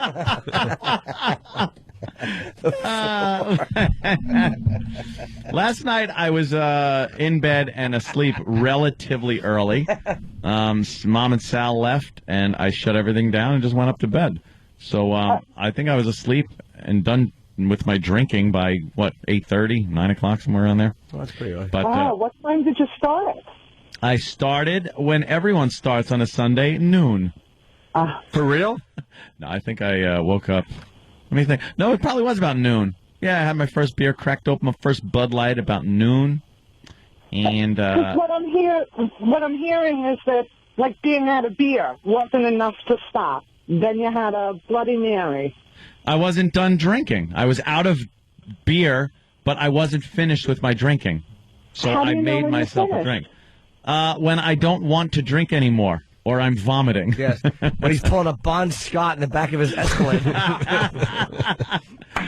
I guess when I feel I'm done, like when I'm done. How do you know when you're done? What is that?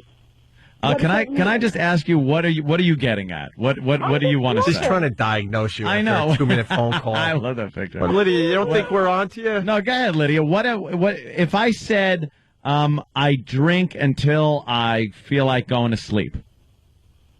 I'm curious. I'm truly just curious as to what the internal cue is that you're done. I don't think about it that much like an analyst. I just think I'm drinking, and then I don't want to drink anymore, so I stop. If I know I have to get up for work, I don't drink as late as I would on a weekend. I'll tell you what his internal cue is. When he goes to put a rock in front of the door and he realizes it's his liver. I don't know why you'd put a rock in front of the door. Couldn't word that one. The liver's funny. Hey, Lydia. Yes. Yes. Anthony loves his drinking, so what's the problem? I didn't say there was a problem. Some people, I think, let him drink. Probably not something I should be saying, but some people, it's what they want to do. No, I just don't know what she's getting at, because she might have a valid point here, but I don't know what it is. I don't know what you're getting at. My cue is that on the weekdays, I don't drink as long or as late as I do on the weekends. So on the weeknights, yes, you would keep drinking, but you decide until not I pull a patent leather shoe and a ribbon out of my grill. And you have vague memories of the night before of sad faces in the rearview mirror. I gave you my opinion on that relationship. Somebody running after you with a pen and a notebook, yes, trying to jot something down. Very concerned and squinting. Yeah, I knew Lee Collini wasn't for you. Oh, Lydia. I guess what I'm getting at, Aunt, is that most people drink till they feel high. Yeah. And then they stop, and when that feeling goes away, they drink a little more. No, you got to perpetuate the buzz. No one drinks until they're high and then stops to get a hangover and then starts drinking again. Right. Once you start, you keep the buzz level up. Or if it's a weekend and you want to get effed up, then you're doing shots and stuff. But if you're drinking beer, you keep your buzz going in a steady, pace. Jimmy. You know what I mean? What's the matter? You don't know how to drink? I do know how to drink. I just approach it differently than you, I believe. No, it's almost impossible to stop drinking when you get that high. Once you it's start almost impossible. Drinking beer, especially beer. Beer on a weekend is king. You just sit there and drink it like sody pop. And you catch a buzz. You're not to the point where you're all effed up, but you got a nice buzz throughout the day. That's where your tolerance nice comes and in. cold. I would be puking if I drank as much beer as you did. Oh, it's Lydia, how much alcohol does it take for you to get this high and then you stop? I guess 3 drinks. 3 drinks is about what gets me high. And then I have to stop till I feel like I need some more. I need some time in between that third drink. It's so funny. Yeah, and Jimmy's just making me laugh. He's laughing hysterically. Just making me laugh. Wow, Lydia. You're Do you get a little loose lightweight. after your 3 drinks? Yeah, loosey-goosey. What do you do? What do I do when I have 3 drinks? Yeah, do you get to the point where you might give up the old back end? Yeah, you giving up some stuff? It takes a lot more drinks than that. Yeah? That takes a lot more than 3. Ether on a rag? That's right. 3 drinks makes me pleasant. Pleasant. Pleasant. Well, why don't you have Pleasant. 3 drinks before you call next time? It's a little too early for me for that, guys. All right. Thank you, Lydia. Bye, guys. Bye. There goes she Lydia, is. trying to She's figure always- Anthony out. She loves trying to figure me out, whether it's me being a nut job. She wants to cure you my- of your whatever. my paranoia, of your ills. my racism, my drinking. She wants to help me all the time. Hey, can we take a listen to Please Read the Letter? Robert Plant won Record of the Year. Record of the Year with the Grammys this is the song. Yeah. This is it. This was deemed the best song of the year. Best song of the year. Yeah, because they have other categories. Well, then they have Song of the Year, which I don't understand how that's different from Record of the Year. And you would think record of the I was that's exactly where I was going at, Jimmy. No, that would be Album of the Year. There's Album of the Year, then there's Record of the Year, which is just one song off the album, and then there's Song of the Year. But that's Song of the Year is Record of the Year. Huh? Yes. What? What? Writing and then performing. So Record of the Year is the writing? Yes. Yeah. It's the best written song? And then... Wait, who won Song of the Year? How do you distinguish that? Song of the Year was Coldplay. That's writing. So if you write a good song, but it wasn't performed well, then what happens? I don't know. This is stupid. Seriously, what's the really difference? is. That's the difference. So if a song is well written, it's going to sound really cool. So Joe Satriani won it? Record of the Year goes to the artist and to the producers, recording engineers, and mixers. And then what does Song of the Year go to? All right. Album of the Year goes to the producer. All right, let's get to Song of the Year here. Song of the Year is a Songwriters Award. So it just goes to the writers. Mm-hmm. And a lot of people saying that Coldplay ripped off Joe Satriani, so that's why Jimmy said what he said.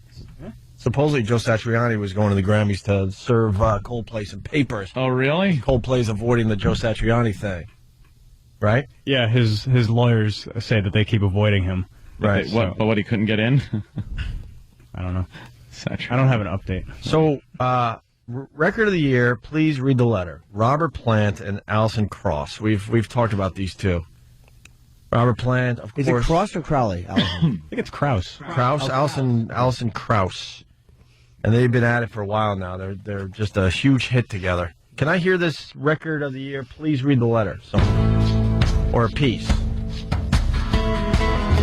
Now listen, and really, would you like this? It's probably cool to say no, but really listen. Caught out running with just a little too much to hide.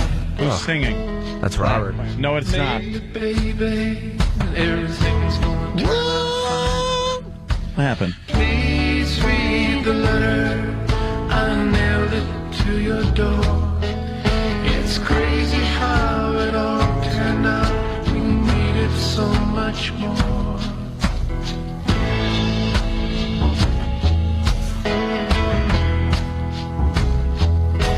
You know, sometimes a plane crash, a nut shooting you in the head, whatever happens, sometimes you just got to take it as, you don't like this? You're a legend forever now. Instead of turning into this. What is this? What's wrong, man? This sucks. I'm trying to see a big one. I'm trying to see if I would like this, and I actually like. I gotta be I honest. knew Jimmy would like it. I do like it, man. I don't. Would you put this on your? Oh, without a doubt. On your phone? But I liked Robert Plant's other stuff. That remember me and you went and saw him at XM that time, like that album he was promoting. I kind of liked.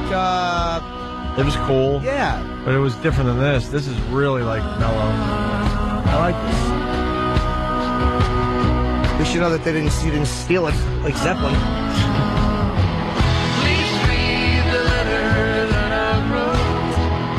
Should be the email.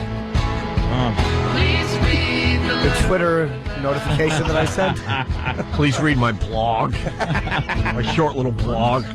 Only 120 characters. I don't know. I'm really trying, and I don't know. I don't know what I would do with this song if it was on the radio. I think I would have to turn it off. Yeah, that's a good indicator. If this just came on your radio Would you listen to it or go like, not even think twice and go, I want to hear something else? But he's huge with this Alison Krauss. This is the upper end of Plant's range these days. They won Album of the Year. This is his high notes. Yeah. He's straining to get this out. But they won Album of the Year. I know. Meaning the whole album now. Yeah. Not to be confused with Record of the Year. I think they won 2 different songs, won 2 different awards on that album. They won all sorts of stuff all over the place. I don't know. Isn't it the best song by a guy with a head the size of a Tyrannosaurus? I believe that's the criteria. I was lucky enough to get a picture with Robert Plant because of Jimmy, because I was going to bail. We were at XM, and Jimmy got right in there because he's not going to accept no for an answer. No. And then Jimmy looks at me like, well, what are you... And I'm like, And Jimmy actually grabbed and said, could you do one more? And my picture, I'll twit it tonight. Yeah. Robert Plant's effing head, like you said, is twice the size of mine. And you would think, all right, you must... Forced perspective. Right, you must have been, further in the shot, like behind him a little bit. Nope. I swear to you, when I show you this picture, well, there's a better example right there. Jimmy and Robert Plant, the same thing. We look like lovers.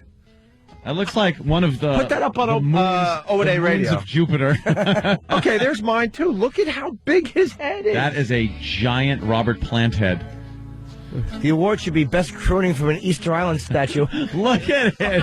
Oh, my God. I am slightly behind him to keep it a little fair. It's Opie and Rocky Dennis. He looks so much happier with me, though, doesn't he? Yes, he does. Well, because you bothered him. I'm always the one more guy. I got a picture with Sting where he just hates me because I asked for a second picture because my flash didn't go off. Yeah. Yes, he does. He's smiling. You're like cheek to cheek. He's coyly smiling. His locks are brushing me. Yeah. And Master Poe actually bodyguarded him for the day and got him to sign my picture and got him to sign a CD, which was very cool. No, Jimmy got mine signed, too. I got a Robert Plant autograph. That's one of my prized possessions. So, Mr. Plant, have you ever been in a band? He had no idea who Led Zeppelin was. Of course. Look at his locks Are you kidding? in front of my face. Swear to God. Yeah, look, one of his curly locks is right in front of Jimmy's face. Yes, as two lovers would lay. Yes, that is exactly it. You're the bitch in that picture, by the way. Yes. I'm saying my neck is fat, and he apparently wrote a letter about it. And he's saying, please read the letter that I taped to your fat neck. Taped? Yes. It was going to be stapled and taped. It's a new technology, which where a staple gun puts tape out. It's called staping.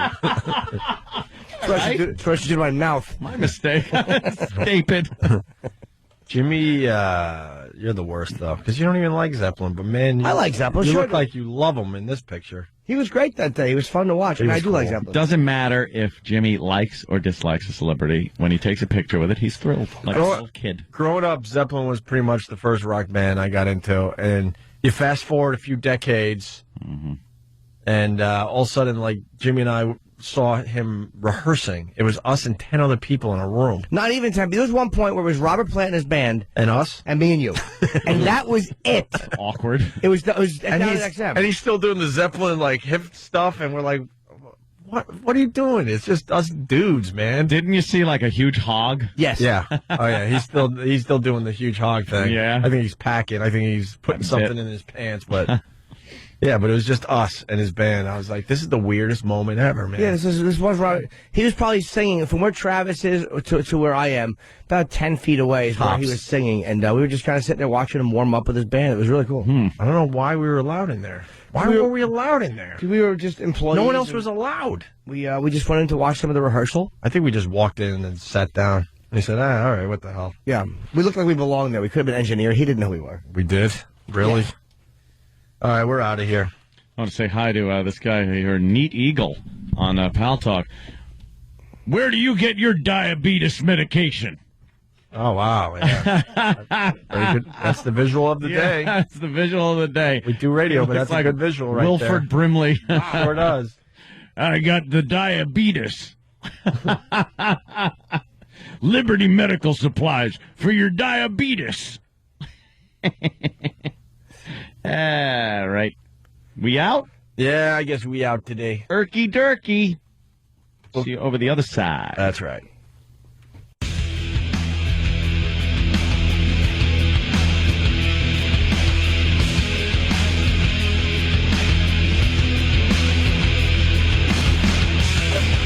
Continuing with the Opie and Anthony show. Man, we were hoping to call it in today, but then we walk in and there's a fucking big audience. So now we got to do more radio for everybody. Yeah. You guys suck. You couldn't come here on a Tuesday or a Wednesday.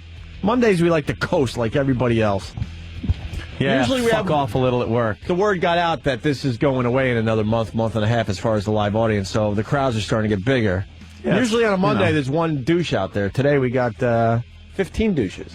It's like, there's only 1 week left of Les Miserables. Right. Get your tickets now. And then they pack out. Meanwhile, they're closing because no one was going. You know what? All right, let's use that and go with this. You know what? After Friday, it's it. Miss Saigon, closing down. Cats, now and forever at the Winter Garden Theater. How do you remember Winter Garden Theater? I remember every commercial. I know, but I remember commercials. I know. Commercials. I have commercials in my head. I know them all. Yeah, give me one.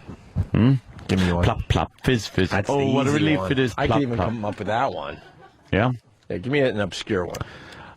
You've come a long way, baby, to get where you got to today. Right. You've got your own cigarette now, baby. You've come a long, long way. It's Don't tell me what cigarette.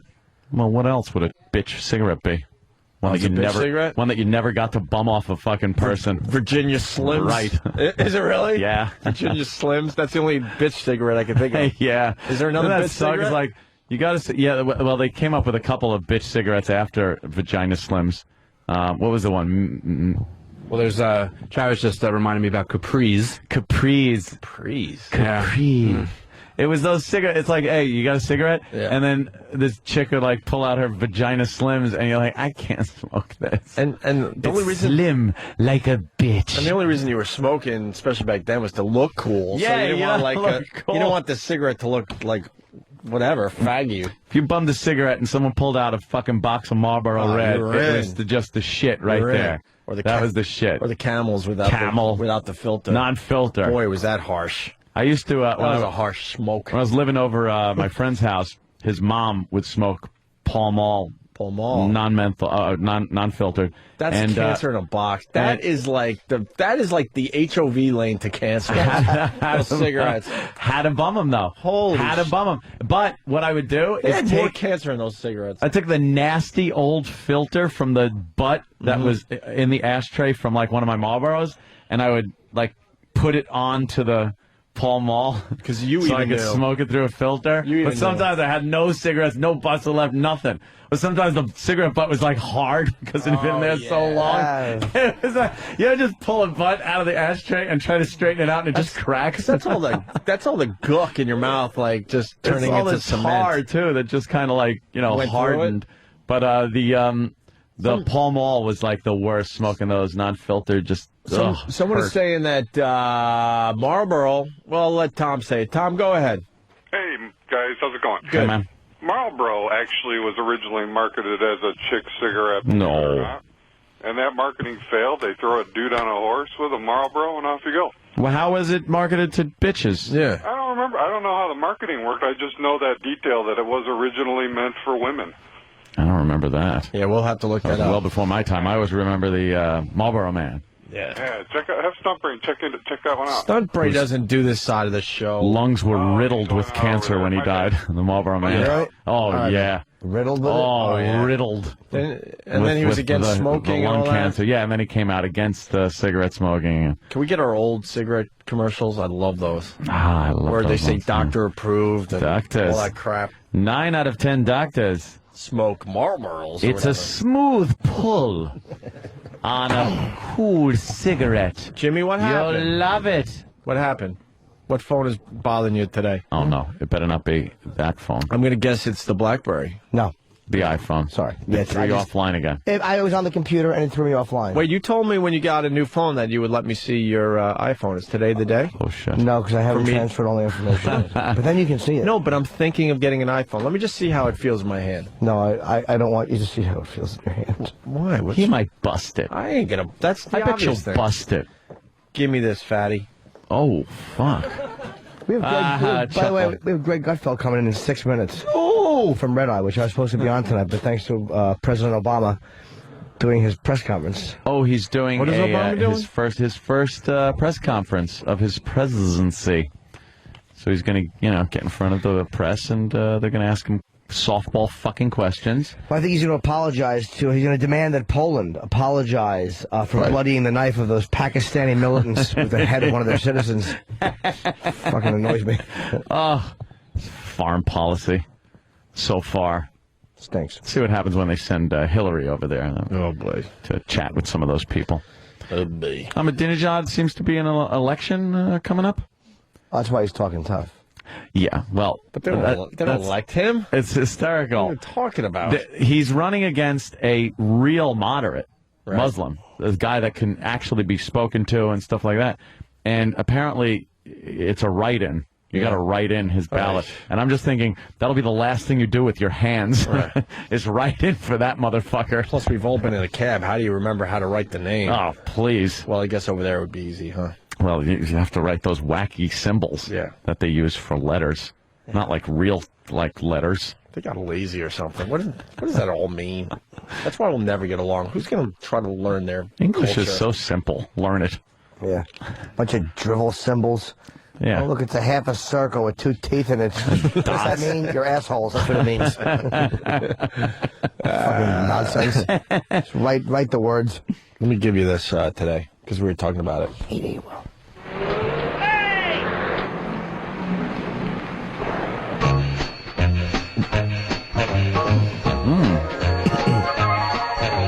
Newport tastes fresher, tastes better too. Newport tastes fresher, tastes better too. Newport tastes fresher, tastes better too than any other menthol cigarette. Ta-da. Newport tastes fresher, tastes better too. Nowadays it's smoked by a jig.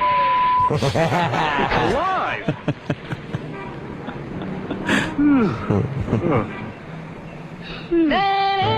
I don't know. This is falling flat.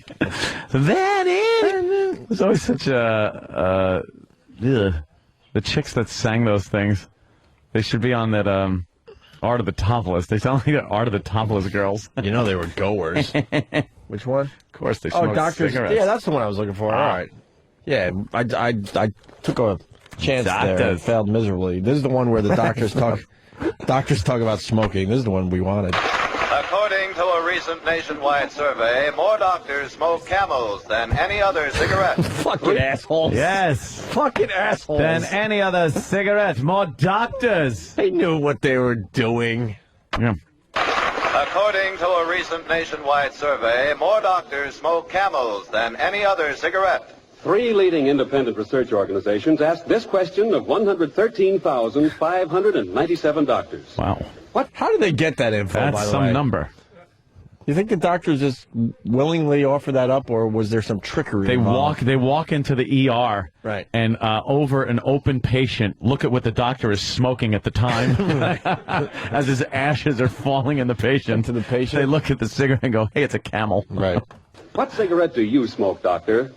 The brand named most was Camel. Now, you probably enjoy rich, full flavor and cool mildness in a cigarette just as much as doctors do. And that's why...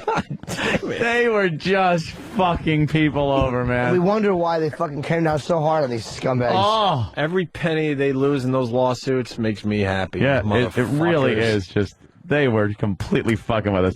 Not only just people. They can't just say, like, hey, we surveyed a lot of people, and they seem to like Camel. Yeah. Doctors. You know what is amazing to me? If you talk to the older generation, they'll say stuff like, we just didn't know. Shut it.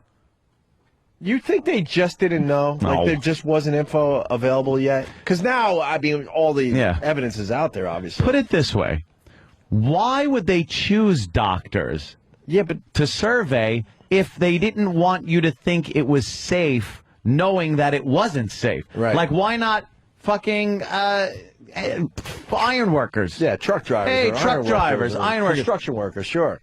Just the idea that they chose to survey doctors, lets you know that there's a problem with these things that they're trying to quell by saying, look, doctors smoke it. So you think the people knew, but it made them feel a little better that the doctors were saying that it's okay? The companies absolutely knew. Oh, yeah, I would no doubt say about that. A lot of the people knew. That were smoking? But there were some people, probably morons, who would think sucking smoke into your lungs wasn't bad for you?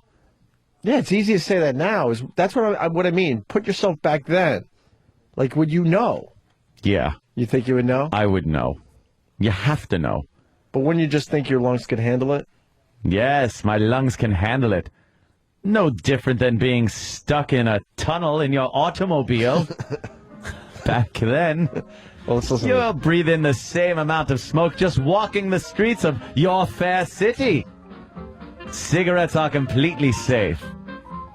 Look, doctors are smoking them as they're turning away Negroes for emergency surgeries. What cigarette do doctors flick at Negroes more than any other cigarette? Camel. Yeah, we were goody two-shoes back then. Oh, we certainly were. We sure put that image out there. Yes. There's horrific things going on. Listen to a cigarette just as much as doctors do. And that's why, if you're not a Camel smoker now, try a Camel on your T-zone. That's T for taste and T for throat. Your true proving ground for any cigarette. See if Camel's rich flavor of superbly blended choice tobaccos isn't extra delightful to your taste. See if Camel's cool mildness isn't in harmony with your throat. See if you, too, don't say, Camels suit my T-zone to a T. Camels suit my T-zone to a T. He's right. I say it all the time. Camels suit my T-zone. You can get to my T-zone through my mouth or the hole in my neck. They call it a T-zone because that's the shape that's removed from the throat. Yeah. Your trachea. T as in tracheotomy. If you didn't know any better, you would think they were describing like an ice cream sundae or something. I know. With the freshness and the coolness and taste the taste zone and all this crap. mildness. It's a cigarette. It's wonderful. Did you enjoy smoking when you were smoking? Yeah. Sometimes you did? Yeah. Like really enjoyed? Sometimes. Did you enjoy the act or the actual taste of the cigarette? Everything ruled with cigarettes. And especially when the first one of the morning was a little like, you're just getting it out of the way. Yeah. But when you are at a bar having some drinks and you got a cigarette in one hand, drink in the other, nothing better. I was the lame bar smoker. I did it because I thought it was cool. Yeah, it was. I never liked it. It was. I want all the kids to know that. It's cool. Sure. It looks cool. Kids. You'll be cooler. Chicks will think you're cool. Anthony says, let's say hi chicks will think you're cool. Let's say hi to Nick in Atlanta. He's got more info on this doctor thing and how they use the doctors to get us addicted to stuff. Go ahead, Nick. Hey, guys. Hey, man. Hey, I just wanted to let you guys know that Nathan's Hot Dogs started out basically exactly the same way. They would allow doctors to have free food when they would come out to the Nathan's Hot Dog stand if they wore their white jackets. What? Wow. Like dressed as a doctor? And then you as the dumb civilian, like, oh, it must be good for you. Look, doctor's eating the hot dog. Why is he smoking a hot dog? Well, I was just trying to draw a line between the using the We got doctor it. to promote something. Right on, man. Nice. Nobody's confused. Literal Nick. Thank you, sir. Let's say hi to Kimball in Baltimore. Yeah, my dad's a doctor, and he was there during the first couple of tests when they're bringing back these rats, telling them they got cancer, and all the doctors are standing up in an auditorium full of smoke, and apparently the one guy in the back got up and told the one doctor that all he proved was that rats should smoke, and they just kept smoking away. Yeah. Well, that's, that was the beginning of when they started testing that, and it's got to be long enough ago where anyone that's alive now would have known that it's bad. Yeah. T is in tumor. Stephen S. from Bayshore. T is in tumor. Your T-zone. Yeah. Your tumor zone. Yeah. Maybe Philip and Morris didn't know it was bad for you. Yeah. All right. We're Billy Newport. We're fucking Or Virginia Slim, who's actually the lady.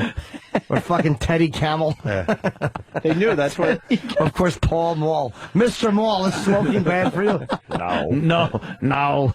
They knew. They put the filter to make it look like, I see it, but this little filter takes care of all the badness. The filter will filter out any danger. Yeah, right. Will it? Let's say hi to Dan in Nebraska. Dan. Hello, Dan. Hello. Hey, I just Dan. remember the Lucky Strike commercial. So round, so firm, so fully packed. Oh, that sounds nice. Like a well-fucked asshole. That was actually in the commercial in the 50s. That's why they banned cigarette commercials. Just the language. They would have a black guy and a white woman and a tied-up white man, and they would say, pound, round and packed, like a well-fucked asshole. And the black guy's dick would look like fucking there was olive loaf hanging off it. Be all fucking bleeding white lady's skin. You think the ad man actually handed that in and the boss had to sit him down and go, look, we can't describe it as a well-packed asshole. No, they Can you filmed go it. back to the drawing board They and filmed it. come up with something else, please? And then the problem was the language and the content, because he was smoking the fucking Pall Malls and he was putting them out on the white lady's back. while the fucking cuckold husband was tied up with his glasses and his fucking bank book full of ill-gotten booty. Holy shit. Fucking awful. That's terrible. Looked like he stuck his dick in an olive and yanked it out quickly. Fucking pimento hanging out of his big black cockhole. Pink sock the white bitch. That was the tagline. With a fucking unfiltered ciggy hanging out of his big lips. As he's lipping it. Yeah, of course he is. Hey, it's terrible. I want to thank Mike from Fort Kent. Could you look that up? Mike? Before everyone else does and fucks it up on us. He's sending us somewhere with the show. Let me go to Mike in the Bronx. I'll explain if it's something worth talking about. Mike, go ahead. Hey, how you doing, guys? Big fan. Listen, I came from Europe when I was 5, Rome.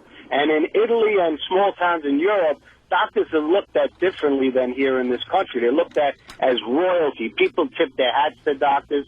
So when cigarette companies were targeting European Americans, George Harrison. they used doctors because they were looked at in higher regard than they were in America. Oh, yeah? So Yeah. that's kind of what... You guys speechless? No, I'm just trying to figure that whole thing out because, you know, the American commercials... But Anthony, just to let you know, too, that the cigarettes in Europe are different than in the United States. No shit, that's why they go, American cigarette, and they love them. Yeah. That's right, they're a lot harder. But anyway, you guys rule. Stay strong, guys. Thank you, sir. Do you know the original Virginia Slims commercial? The reason they had to yank that Yes. is it was a woman, and she was smoking, and she was being rocked back and forth, and then it pulled back, and you realized there was 6 guys surrounding her and fucking her. And the tagline was Virginia Slim, a great ciggy to be raped to.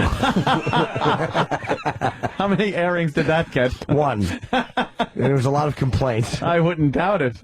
We somebody turned us on to like crash tests from the 60s. That's what I had Danny find. Look at how stupid we were back then. Look at these safe automobiles. We couldn't figure it out. Look at these dummies just getting destroyed. The guy came through the roof. Look. Bam! Where do they find this? The guy falls out of the door. If you just YouTube 1960s crash test. Just flying out of the car. That's great. There's like a few different parts. As soon as you hit the car, all the doors just fly open. And the people are just all over the highway. The crash test dummies in there just flying out of the windows, through the windshields. How come they don't use real people for that, though, to get a better reading? Oh, they should. Criminals. Why don't they use prisoners? You know, that's what they should do. You know, they should do that to fucking kid touches. You know what I'm saying? All right, we get it. You know, you take a rusty fucking tin can lid and just cut his balls off with it. Yeah. You Like shoot the hostage. Shoot the hostage. Mike in Fort Kent. He was the one that sent this in. You got something else to add, Mike, or you just need the credit today? I was just wondering if you guys got it through. And did you guys see the one where they were doing the T-bone test and the fucking seats come right out of the car and the fucking dummies right underneath the car? Yeah, they didn't even know how to figure out how to keep the seats in place. So the seats just go flying sideways. Yeah. Well, look at that crash test E-Rock. The 1960s Chevrolet pickups, they had the fucking gas tanks were right in back of the seats. Yeah, I remember those. Yeah, it's fucking ridiculous. Yeah. Oof, if you're in the back seat of that, you're so fucking dead. We've come a long way with the car safety thing. Fire. Long way. Yep. Well, punch it out, boys. The car I want to get has this really weird thing where if you get rear-ended at more than 3 miles an hour, it violently ejects you through the roof. What would that do? There's no sunroof. But you have to do this as a crank, and you roll it down as the accident's happening, and then it ejects you. Or else you just hit the fucking roof? Yes, if you don't have a crank, and you have to have somebody in the passenger seat doing it, like cranking at the same time, and you roll down the roof. You are an asshole. No, but that's what you do. But you gotta be careful because a lot of people had their legs ripped off. Yeah. While being rocketed through the roof. I read that. Gotta watch that. Yes. Let's say hi to Sean in North Carolina. Sean. Morning, boys. Good morning, Sean. Everybody's talking like we were only stupid back in the day, but didn't the FDA come out like a handful of years ago and tell us that ephedrine and diet pills was bad for us? You can see your heart actually beating in your chest, but that just means it's working. Yeah, like diet pills and shit like that. Yeah, he makes a valid We're not point. completely smart, that's for sure. But I think a lot of we've gotten people a lot better. I think a lot of people had to know that wasn't too good for you either. Right. As you're taking them. I say no. You need like the Surgeon General to determine that it's bad. And then you're like, put it on something. You know, we haven't even begun to talk about this octuplet thing. The mom who had 6 kids at home and then had another 8. Look at that fucking creature. Jesus. But she's insane. This woman is insane. And she had 8 kids. Jesus. And she already had 6 at home. She now has 14 kids. 14 kids. That's good. What does she do for a living? Not much. They're Not taking nothing? some of the kids away from her. She rents her cunt out as a tunnel. Yeah, fuck. It's for good for storage. Oh, God. They're looking at the fertility doctor going, what the fuck were you thinking? Is that... Who is that? Where's the mother? See, look, mother of this woman says her daughter's actions are unconscionable. They are cute babies. No, they're not. They don't look cooked yet. Wow, look, they're all just tiny preemies. They look like Quado. Gave birth to 8 Quados. Quato. David in Washington. David. Yo. Hey. Hey, there's a commercial I think you guys should check out. It's the Oovoo commercial. OOVOO. It is the ugliest, arrogant fucking little ass running a business meeting. The whole commercial's just disgusting on every level. I think you guys would be able to do about an hour's worth of material on it if you check it out. Described it very, very well. Well, all right, we'll have the guys look at it in the in the back office there. Thanks, sir. 4. All right, let's go to Debbie. Debbie. Hey, what's up, guys? Hey, Debbie. Hey. She looks like Gene Simmons, by the way, the octuplet's mother. Oh, Her yeah, lips, she has does. Gene Simmons' mouth. And did she have the... Really? She had the fake... many babies. Oh, boy. Than that now. I just had a question. Debbie, we're not We talking... can't see you. You're on the phone. Yeah, we don't know what you look Holy like. Not you, you dead bell. We're talking about a woman on television. That just gave birth to 8 kids, even though she has 6 at home. And then we said she looked like Gene Simmons, and you assumed we were talking about you? How would we have seen you? Sorry, I thought you were talking about me. But how would we have seen you? I know, I didn't hear that part. But if you commented on how you thought we thought you looked like Gene Simmons, yes, but how did you then think we saw you to describe that you looked like Gene Simmons? Yeah. I thought you said I sounded like her. Gene Simmons is not a her. I thought you said her mother. His mother. Oh, my God. You suck a cock. I know you did. Why don't we just read Dr. Seuss books today for everybody? Why do we try? Hey, listen, I got a question for Opie real quick. Yeah. When you quit smoking, how long ago did you do it? Oh, my God, I barely smoked. Oh, just tell her. She's shy. Go ahead, I was a Deb. bar smoker. I was the douche that thought he was cool when I was drinking. Smoker? Yeah. And I would smoke a fucking cigarette every once in a while. Anthony smoked for a while. Jimmy smoked big time as well. 17 years, yes. 17 years. I probably had 24 cigarettes in my life, if that many. Go ahead, Deb. All right, calm down. I Uppity. asked Anthony, how long ago did he quit? Oh, God. You're probably fucking 10 years ago. Okay. Maybe, yeah. You went through I don't know, quitting. 7? I quit just almost a year ago. This is why I'm asking. And how was your anxiety? Did you just stay drunk, or did you take Valium, or what? Yeah, that's what I needed, just to not smoke. Debbie, what is wrong with you stop smoking. That's how you stop smoking. You stop smoking. Afterwards, didn't you just feel like a lot of anxiety? No. I felt like I wanted a cigarette, and then I said, I'm quitting, so I can't have one. Yeah. And then you don't. That's what I did. That's what I did. I was just wondering if I was the only one that felt that way. So. You're a fool. Happy birthday, Jimmy. Thank you, Deb. Godspeed. Debbie, where are you driving to today? I'm sorry? Where are you driving to? I am in Asheville, North Carolina. Hopefully she's unknowingly driving into the rear end of a tractor trailer. What, are you driving to your job? Where are you driving to? I live in Asheville, North Carolina. Oh. Give me a fucking answer! God damn. No, I'm standing outside right now. I'm not driving. Do you have a job? I mean, what are you doing when you're not calling the show? I have a job. I listen to you guys all morning. I do drive for a living, yes. You don't fucking understand. I work for a transportation company. Let's put it that way. I'm not asking, I'm telling you. Oh. What? What are you telling me? Fuck's sake, man, you're amateur. Give me a fucking answer! Ann, calm down. You got Ann all pissed off, Debbie. Give him an answer, please. What's the question? No! He already told you the question. He's mad now. Hey, Bruce! I want to fucking kick your fucking ass! Give me a fucking answer! Can you answer the question, please, Debbie? The answer is no. Are you professional or not? Yes. You're unfucking believable. You prick. Da-da-da-da. I love that. Ta-da-ta-da. All right, listen, I gotta go. God, I just want to fucking kill this woman. Yep. No, you don't. You would love me if you knew me. You got the big... what do you got going on? Big boobies? Hate you. No, You have small... What size? I got everything else. Do you have A-cup titties or B? C. C's are nice. Saggy C's, right? That's not bad. That's I hope followed by an A-N-C-E-R. You guys are hilarious. Duh. Jesus. I gotta go. Punch it out. I want to suckle your fat teardrop tits. Where'd you go, lady? Madam, get back here. Madam. I'm not finished with you, toots. Hey, happy birthday, Jimmy. Thank you, it's my birthday. Right.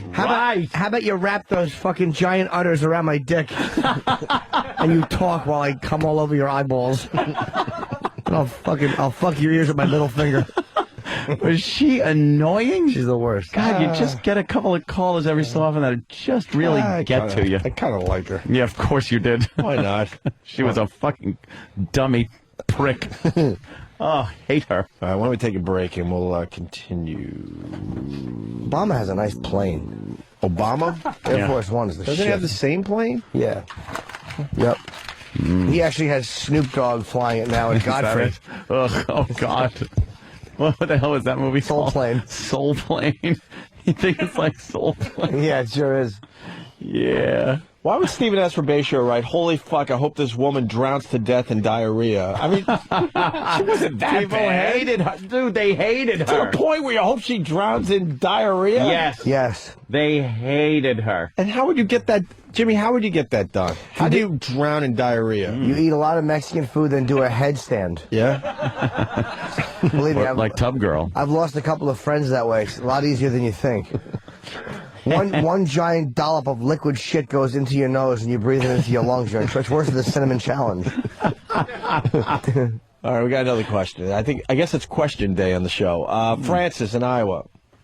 Hey, guys. Lighten up, Francis. Then again, maybe one of us won't. That's my middle name only. I didn't want to give my real name. Hey, guys. I've been smoking some serious California reefer for the last 10 months, and I'm down to my last couple buds. What kind of shit am I going to go through in the next couple days? Why are you quitting? Because it's in California, I'm in bumfuck Iowa, and I'm running out. So buy some more, you fucking boob. It's pot. It's not fucking uranium.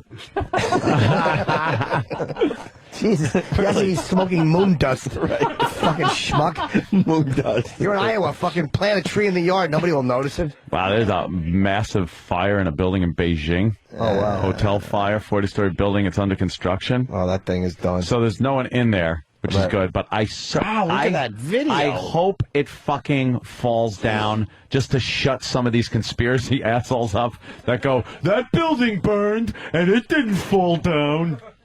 Wow, please, just fall down. The fire is all the way up to the top. Yeah, that is a fucking fire. You think they're going to be able to save the building? Yes. Oh, what does Beijing have for a fire department? Hey, what happened to the pot smoking guy? I wanted to talk to him for a while. You put out fire with paddy water. Jesus, what the fuck hotel was that? It was the Grand Gasatorium. They don't have rugs. They would just pipe in gas and you'd walk through. It was a very popular hotspot for non-smokers. How would that work, Jimmy? After you get out of the shower, you have to tiptoe through your gas floors. Shit. You know how dangerous that would be to stay there? Very, it would smell apparently. like gas. People get sick. Yes, you can see. It's very dangerous. Yes. Something sparks up. Yeah, 40 stories. Because every story is Every on floor fire. was on fire. Every single What one. they use that? All right, look, we're building this, but in the meanwhile, let's store dry leaves on every floor. I want all the dry leaves from this country to put them on every floor. Dry leaves and cigarette butts. Flick them in. We'll put them out later. You'd have to go ow, ow, ow for every floor on the way down. You don't even get a break if you're on the 40th floor all the way down. It's hot. Ow, ow, ow, ow, ow. Imagine some poor son of a bitch that thinks it's just in the stairwell a little bit and goes, I think I could run through this. Right. Realizes it's 40 stories of flames. Every fucking... When did they decide to put it out? Like, did they go, look, it's only 17, 18 floors. Let it go. It'll burn itself out. Right. Wow, when they pan down, it's just amazing. Wow. It is every floor. That thing is fucked. Yeah, it's horrible. Massive fire. And it's amazing how different things are looked at over there. They're calling it Singapore lightning. Of course. What do we call it? Get the graphic out off the screen, Fox News, you cunts. I know. God, you can't even see half the fucking picture. And we don't want to see the reporters. We want to see the fire. I want to see the reporters and the fire together. Well, that reporter's not bad. Nice. Look at her. Her? I wouldn't mind giving her a smooch on the old man. Oh, my Odie meal is here. Oh. Right, hold on a second. Mine's here, too. Take it out of my bag for me. Oh, yelling at Kenny like that. Why did Starbucks chintz on my Odie meal? They sure did. They only gave you a little bit. Fucking Their change on the earnings old are What am I down. going to do with this? What is this shit? Oh, what do you got? Nuts? Mix it up for me. Dump it on his head. Oof. No. Did you get more Odie meal than me? No, same amount. What the fuck is up with their Odie meal? I don't know. It's Lou's been fucking losing horrible. at the track. He's had to cut back on the oatmeal. Then you get a no oatmeal. A catty shat. I did a stripes. Yes. You heard my stripes, right? Of course. Thank you. Let's take a break. We're going to eat our Odie meal. Kenny, moisten my fruit in your mouth. Chew like a bird for Jimmy, Yeah, please. Kenny, whenever I eat raisins, Kenny will hold my raisins in his mouth for a minute and get them all nice and salivated. You got to get them hydrated. He'll plump up my raisins, and then he spits them on a plate, and I eat them. That is fucking disgusting. I like him to moisten my raisins. Who's willing to do some regurgitation today with Kenny? Oh. Kenny, would you moisten up some raisins and then put them in someone's mouth today? Hey, I have an idea. Mouth to mouth. How about you moisten my dickhead?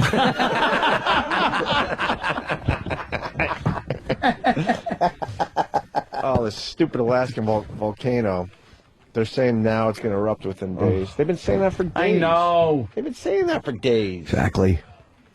That's why there's no real good video of Mount St. Helens or film. Because they're like, oh, any day now. Anthony, by the way, we're going into break here. I just want to remind people that Pro Flowers is the thing to do for this Valentine's Day. Valentine's Day is what, Saturday? Saturday. I got to tell you, I mean, they talk about how the Wall Street Journal says it's the best value and all that. I mean, our listeners have used Pro Flowers over the years. We have personally used Pro Flowers over the years. I send them out all the time, and the results are great every single time. They figured out how to do the flowers in the mail thing. Finally. Because it comes in a really nice box. You open up the box, and these flowers, I don't know how they do it, but they're fresh every single time. They last for a long time. And they got a nice deal for Valentine's Day. What are they doing? 1 dozen red roses in a free ruby red vase, or 2 dozen assorted roses in a free clear glass vase. Plus, they're going to throw in some truffles. All for just $39.99, huh? What a deal. That certainly is a deal. What you got to do is go to proflowers.com. It's going to be a microphone in the upper right-hand corner. Click on that microphone and type in the password. They changed the password to just this now? That's what I got. Oh, boy. 2 inside, whatever. The password's Opie. Whatever. Just type in Opie, O-P-I-E. And you'll get the savings I just mentioned. Or you could give them a call, 1-800-PRO-FLOWERS. That's 1-800-PRO-FLOWERS. Don't forget to use the password Opie. Don't wait, order now. Proflowers.com or 1-800-PRO-FLOWERS.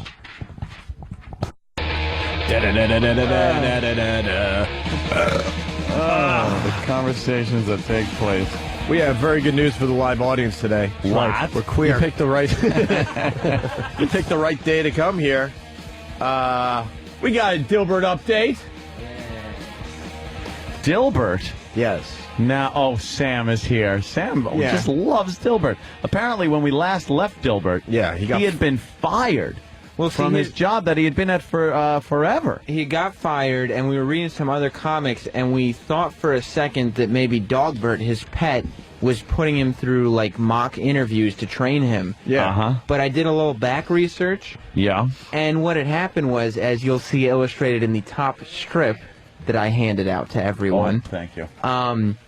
The stock in the company that Dilbert was working for, it fell to just a penny a share. So Dogbert was able to purchase 51% of the company. Wait, Dogbert owns the company? Yeah, and so that's preposterous. Why wouldn't he just hire him then? Well, that's what he was putting him through all the rigorous tests. It was a real interview. It wasn't. That's silly. A dog owns the company. So Dogbert works for satellite radio. No, I don't think it's specific to the. I want to know why. Now, why is Tumor Body standing on the desk? That's Dogbert. He's the boss. That's Dogbert. Okay. Dogbert's letting Dilbert's old boss know your stock fell to a penny a share, so I bought 51% of the company. I'll double my investment just by firing you. And then he says to the boss, "Thanks for not being totally worthless." And the guy goes, "You're welcome." Wow, that's a terrific one right there. These are the things that That's keep brilliant. the laughs coming. That one was brilliant. Yeah. So worth being in thousands of newspapers. How the fuck are they not putting... papers wonder why they're going under? Save yourself the fucking page cost and don't print this one. What is the reaction after you read this? It's pretty funny. It's the same reaction you have when you look down and you see a gum wrapper. There's a non-reaction to it. Even the drawings suck. But you also have to know what's coming next. You know what I mean? Like, what's this leading to? Because now we're looking at Dilbert going to all types of different work areas and seeing what his experiences are there. So he's up in his game, obviously. Right. Yeah. So what do we got now, Sam? Well, Dilbert in sales? Right. Yeah. Next, Dilbert would start working in sales. And so this guy is talking to him and walking him through the office and saying, "We had to be more creative because of the soft economy." Can I stop you there, Sam? Sure. A little observation. What do you call Dilbert? Oh, Cigar Body? Cigar Body. Cigar Body and Tumor Body is Dogbert. Yes. Cigar Body, also known as a.k.a. Dilbert. You notice his tie has to be up in the air. He's a little... Well, it's always been that way, right? Why? Why is that? Well, he's disheveled, you know. Yeah, but why wouldn't the boss go, "Look, fix your fucking tire"? I think it's a subliminal boner. Oh my! It sort of looks like he's trying to suck his own dick. Yeah. Oh, no. Either it's a fishing hook, and apparently there's a pier, and someone said, "I'm going to fish for an unfunny Cigar Body cartoon," and they caught one. Whoever draws this should get fucking finger cancer. How great would that be if their fingertips had to be amputated due to fucking finger tumors that look like Dogbert? But he insists on continuing, so now he does the cartoon with his mouth. Yes, he has to put the... Now Cigar Body looks really more awful. realistic. Dilbert and sales. We had to be more creative because of the soft economy. All right, continue there, Sam. Right, and so now this new guy who's showing him around says, "Now we kill our customers and replace them with body doubles who place big orders." And then in the next frame, there's some, I guess, woman who says, "Who's the handsome new sales guy?" And then the boss says, he's you in about 10 minutes, referring to Dilbert, of course. And then she says, what do you mean? And he says, well, he's going to have his cock cut off and be made into a woman. So we'll have 2 lunks with vaginas running around this office. No. That was the end of the cartoon? What does that mean? I think maybe it's a commentary on the high turnover rate going on in a lot of companies. So Dilbert is now going to be... I don't get it. They're firing the bitch. Here's what happened. They hired Dilbert. And she has been seen as an albatross in the company. Yes. Because her giant vagina has been swallowing up desks and typewriters and computer monitors. Her name is Old Big Pussy Bertha.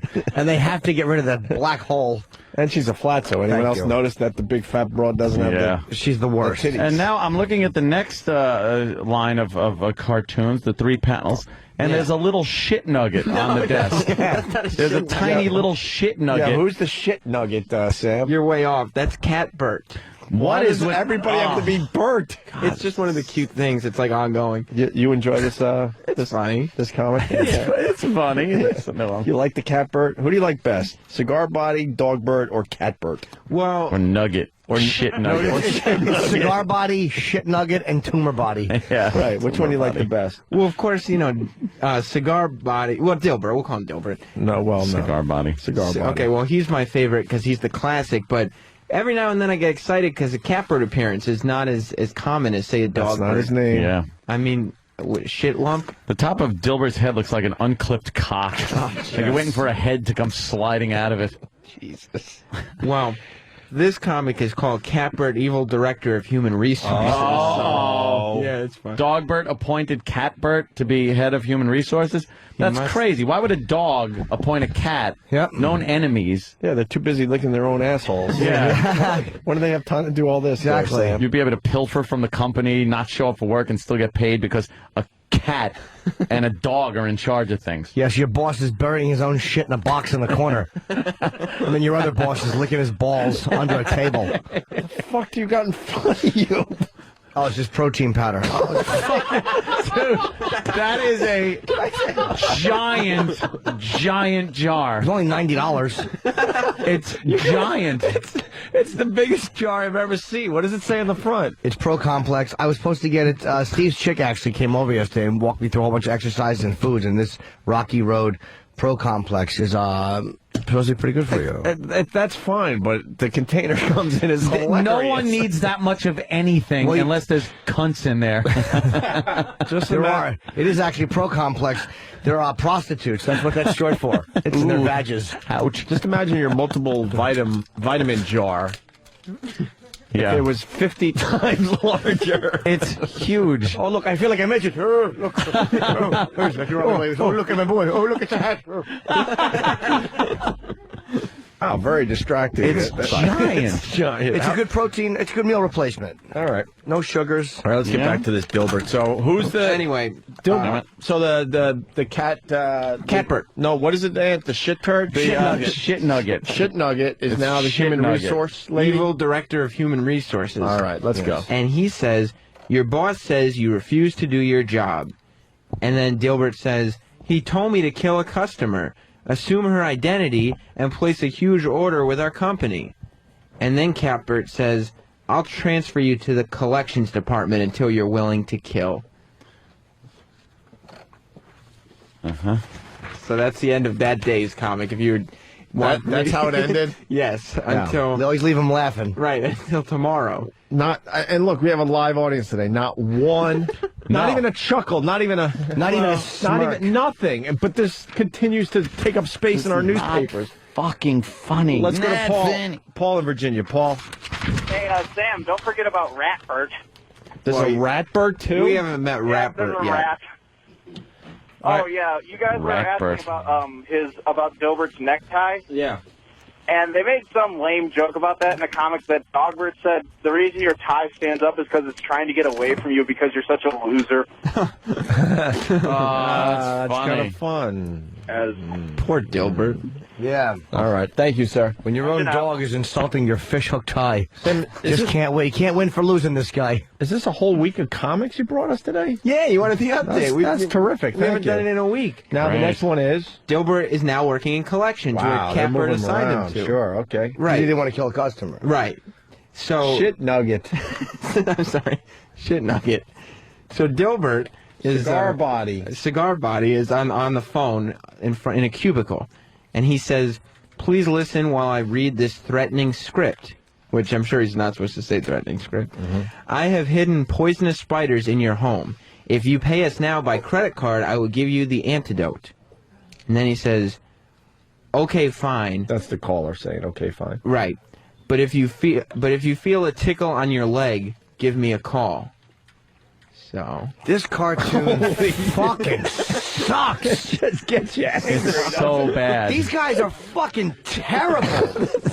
It's just gets you horrifically really bad. It makes me angry. It is. It makes you mad. Once again, a live studio audience, they're actually reading along and not a guffaw. The Polish among beheading them. got bigger last when we fucking read the transcript of that. But, I mean, with all the bad news going on in the papers, there is something to be said to have some funnies, you know what I mean? All right. Yeah. We have one more, which will bring us up to date. This is today. Thank God. This is today. Yes. All right. So where are we at? Well, Dilbert... Cigar Body. I'm sorry, Cigar Body is still in collections. Yeah. And he's listening on the phone This now. one has his roommate Jigbert. What? Well, apparently this guy's collecting a bunch of Z's from his readers. Fucking stinks. Well, the caller calls and says, "My wife hates me and I live between an archery range and a nest of rabid badgers." And then Dilbert says, "Is that a reason for not paying your bills?" And then the guy says, "I'm just saying You mud his call-" cunt. Oh, that's not what the guy says? No, the guy says, "I'm just saying you called it a bad time." Now, before, I know just saying it's not funny, but there is an arrow in his chest, 3 rabid badgers are biting him, and a frying pan in his head from his wife. Oh, my God. wife. So it's kind of a visual. He can't even draw a badger right. No. Well, they're rabid. No. They look like three fat man neck skin tags. Yeah, it's not even... He's horrible. Yeah, this guy sucks. He's not funny, and he's a terrible artist. I just But assumed he's if he was in the syndicated. paper, he had to be good. So I'm like, all right, this Dilbert guy must be terrific. Well, I mean, if you Reads guys... this shit and thinks it's funny. This guy makes fucking Beetle Bailey look like Woody Allen in short stories. Like Woody Allen's moose bit? Correct. If everyone thinks they can do better, I mean... Yes. What do you do with that, Jim? What do you do? You're mixing a concoction. It's a fucking beverage. You drink it. It's This elixir. Yes. What? No, you put it in cold water. Yeah, you put it in water. And then you shook. Just regular water. Watch him shook. Is it going to dissolve or is it going to be lumpy? It's supposed to dissolve. Should it be warm water? No, cold. It's a delicious treat. Is it like a milkshake? Not quite as good as a Those milkshake. protein shakes taste pretty good, actually. Yeah, this is Rocky Road. Rocky I've not tried Road. it, Oh. but we learned how to Have you make. tried the old dirt road? Oh yes, I have. Yummy. Many times. Delicious. You bet I have. Shaka. He's shaking now. Yeah. He looks like Tom Cruise in Cocktail. The way That's he's right. shaking that around. Taste it. I want to hear how Yeah. awful it is. I want to see how bad it is. I just want to hear him, and then I'll have this giant vat of this shit at home. Yeah. What does it taste like? It's not great. Really? I can Is it smell the dissolving goodness or over no? here, though. You're doing something wrong. I can't see it dissolving in that kind of water. It is. You just got. I need a shaker. The ones I do at home. You got to blend it. You got to throw a banana in there, maybe. No. This Yeah, I'll is give just you a that banana. Put a little banana in your tailpipe there. Is it lumping up, though? It's clumping, right? a little bit, but Yeah. it's okay. Then you're going to It's have a big clumping. dry clump of powder. Can I have You start a coughing. towel or something, or a fucking paper Yeah. towel? Then it breaks away in Put your over mouth. it. Yeah. It's like, Thanks, there you go. Well, Sam, what do we got now? Well, would you want me to read the original? Oh, fuck. I printed out another comic that maybe everybody could fill in the blank box. If you want me to read the original, or you guys could just read the first 2 boxes. Yeah. No, don't read the original. Wait, we're Let's playing guess. our own. That way, yeah, and the whole audience can play, too. Oh, I thought he just did this on a regular basis. That was just one and done? Where you make up your own ending? No, we can make up our own ending for a new one. All right. Sure. But there is a real ending, is what you're saying. Yes, there is a real ending. So we have to try to do better than the ending. Yeah. All right, go ahead. It's the job interview. Go ahead there. Right, well, the job interview, so she's there giving him the interview, and she says, I detect the flop sweat of desperation. And Dilbert is sweating. And with his stupid tie sticking straight up in the air like he has a boner. He doesn't have a tie clip. No. And then she says, I base my hiring decisions on who would make a good mate, and I would never want to give life to your sweaty baby. Oh. Oh, no. Well, give me a pen. There we go. Oh, I need a pen. Oh, here we go. Oh, my. And is the audience attempting to fill in the third panel there, Sam? Yeah, I mean, we gave them early, so the audience already has some. Do you want to start with some of those? Yeah. As Jimmy and Aunt right away? Well, Jonas says, after she says, I would never want to give life to your sweaty baby, Jonas says, here's cab fare to Ted's Abortion Emporium. Cunt neck. Well, Cunt neck. Figured that would happen. Wow. All right, the audience handed in their third panel. Going through... Same theme. Jimmy, you got one? Sam reading yours? Same theme. Well, this one's worded better, I think. She says, I would never want to give life to your sweaty baby. Yeah. And she says, you wouldn't have to worry. I'd abort it with my fish tie. See, that's 2 abortion jokes in a row. In a row, wow. Yeah, that's why that one didn't. Okay. Do you have some more blank ones? Go ahead, Sam. Another one from Jonas. Yeah. Jonas, very motivated today. Yeah. Yes. I would never want to give life to your sweaty baby. And then Dilbert responds, that's why I'm throwing you down the steps, clip nose. He does have a clip nose. All right. This one from an unnamed listener. Okay. I would never want to give life to your sweaty baby. And then Dilbert says, something smells putrid and it ain't my sweat. She says, excuse me. And he says, it smells like your shallow grave, cunt.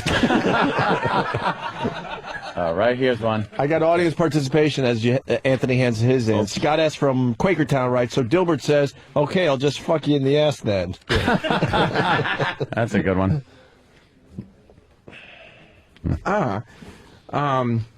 This one from Anthony. Can you reread the entire cartoon just to get everyone back on the same page, and then read Anthony's third panel? The lady. It's a job interview.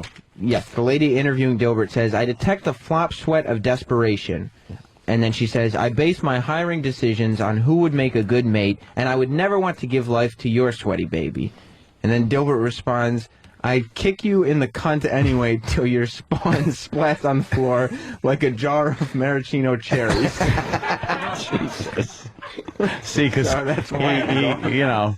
she insulted him, and he told her a thing or two. About a thing or two? Yes. Well, Evan, one of the listeners, says, she says, and I would never want to give life to your sweaty baby. And Dilbert responds, that doesn't make very much sense.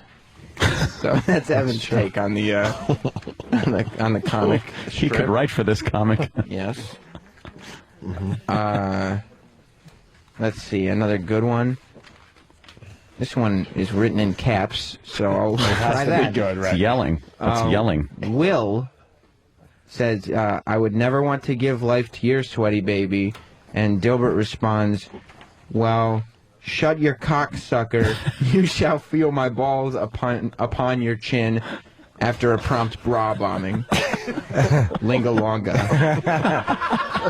There's no reason for that type of language. No, that's a little wordy. None at all. That one was a little wordy, Sam. Yeah. Yes. You got one? Who's this from? This is from Jim. Oh, Jim. As in Jim Norton? Yes. Jim Norton? Some listener named Jim, I guess. Someone's named Jim. You have to read the whole cartoon, of course, because the cartoon's funny. Yes. Right, from the beginning.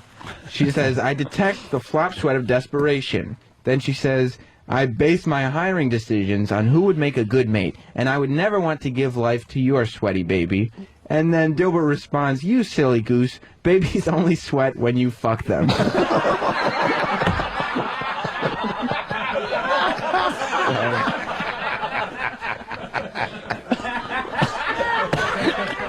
Holy shit. Now that's a funny Dilbert. Oh my Looks like God. intern Paul is going for one.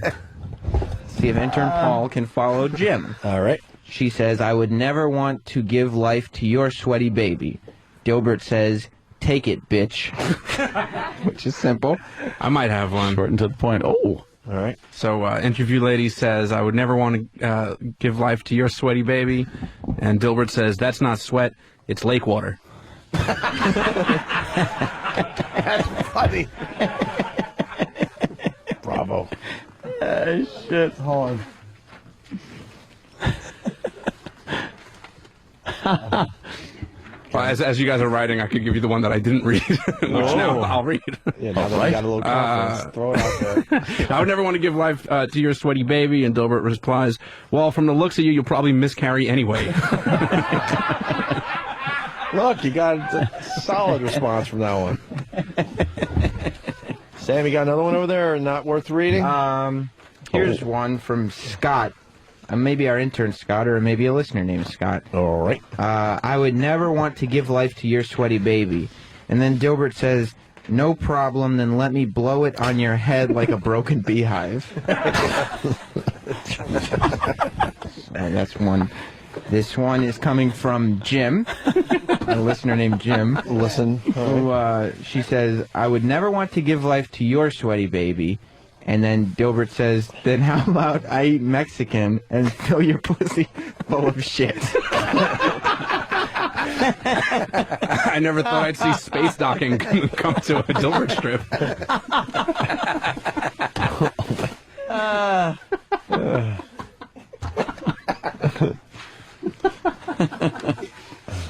Jesus. So, I mean, I don't know if... Are we just about done, Sam? Or? I don't know if these are better than Scott Adams' punchlines. They're alternative. Yeah.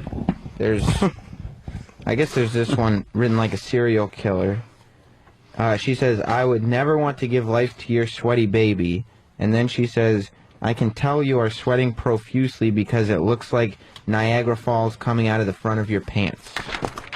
So I don't know if that makes any sense at all. But I'd have one there. Listener Tony from New York. Tony, I'll start from the beginning. I detect the flop sweat of desperation. I base my hiring decisions on who would make a good mate, and I would never want to give life to your sweaty baby. And then Dilbert responds, good for the baby. Didn't Sloan Kettering take your diseased tits? Which is... God.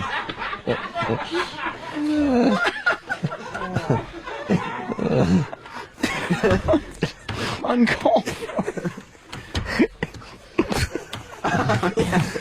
Thank you, Danny. See, I read this and didn't read the name on top. Silly me. Intern David. What? Intern David has submitted. Oh! You remember, for real? Yes. If you remember last time we did this, Intern David's was a hit. Yeah. As a matter of fact... Should we have David read his own? Yes. Yes, we should. All right. Let's get intern David in. Executive intern David. Let's make it quick, David. David?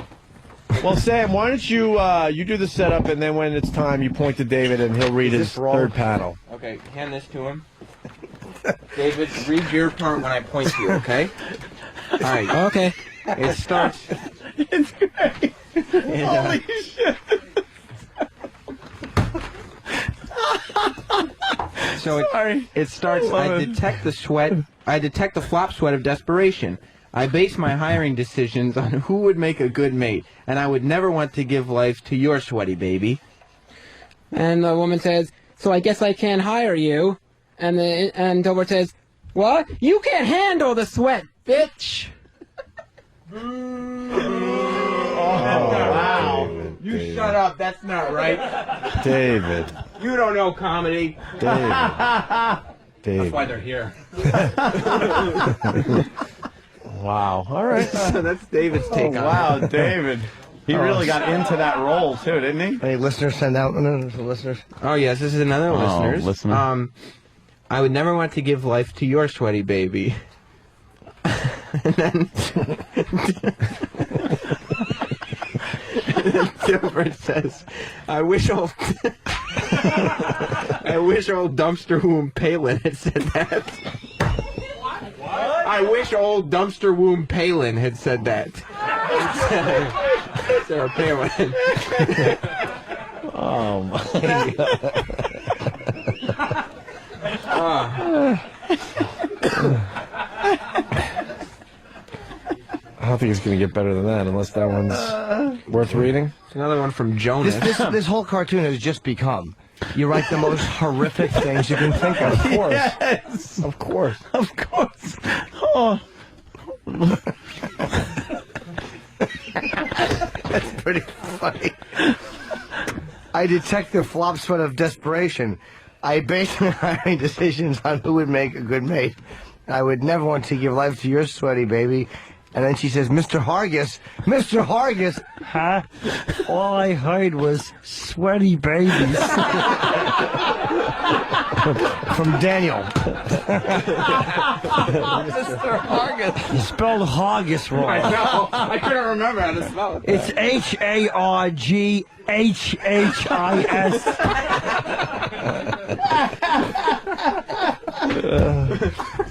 Swedish.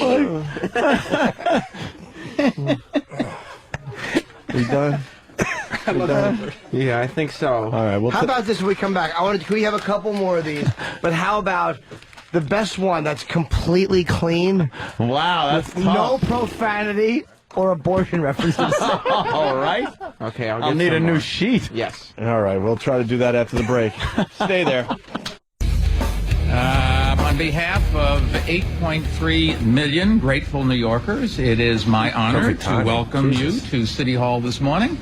Why don't you sit down and relax and enjoy. Give Sully and the crew some. I certainly hope you keys feel that at won't home open anything. here. Yeah.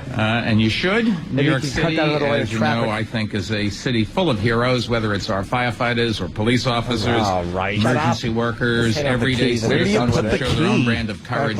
That's why I think we have all felt such a strong connection to the story of Flight 1549.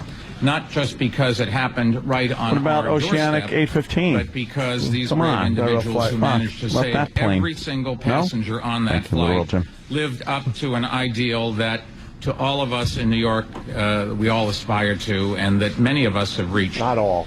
Now, the crew has probably relived the events of January 15th many times, but one thing that you may not be aware of was that while you were preparing to take off at LaGuardia, I was giving my annual State of the City speech at the same time. You weren't listening, were you? Is that a Dilbert fucking cartoon? That's exactly about Dildo. New York City's indomitable spirit, and that no matter how bad things may get and how rough a patch we have to endure, New Yorkers always find a way to pull through together. Yeah, and we certainly showed that on the frigid afternoon, a day that could have been one of our most tragic, but became one of our most triumphant. Our first responders coordinated an amazing rescue. It was an unbelievable job. They brought pride to our entire city, and I think they showed the world why they are the best.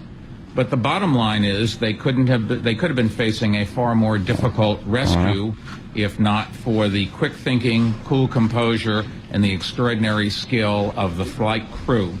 The two pilots pulled off a remarkable landing.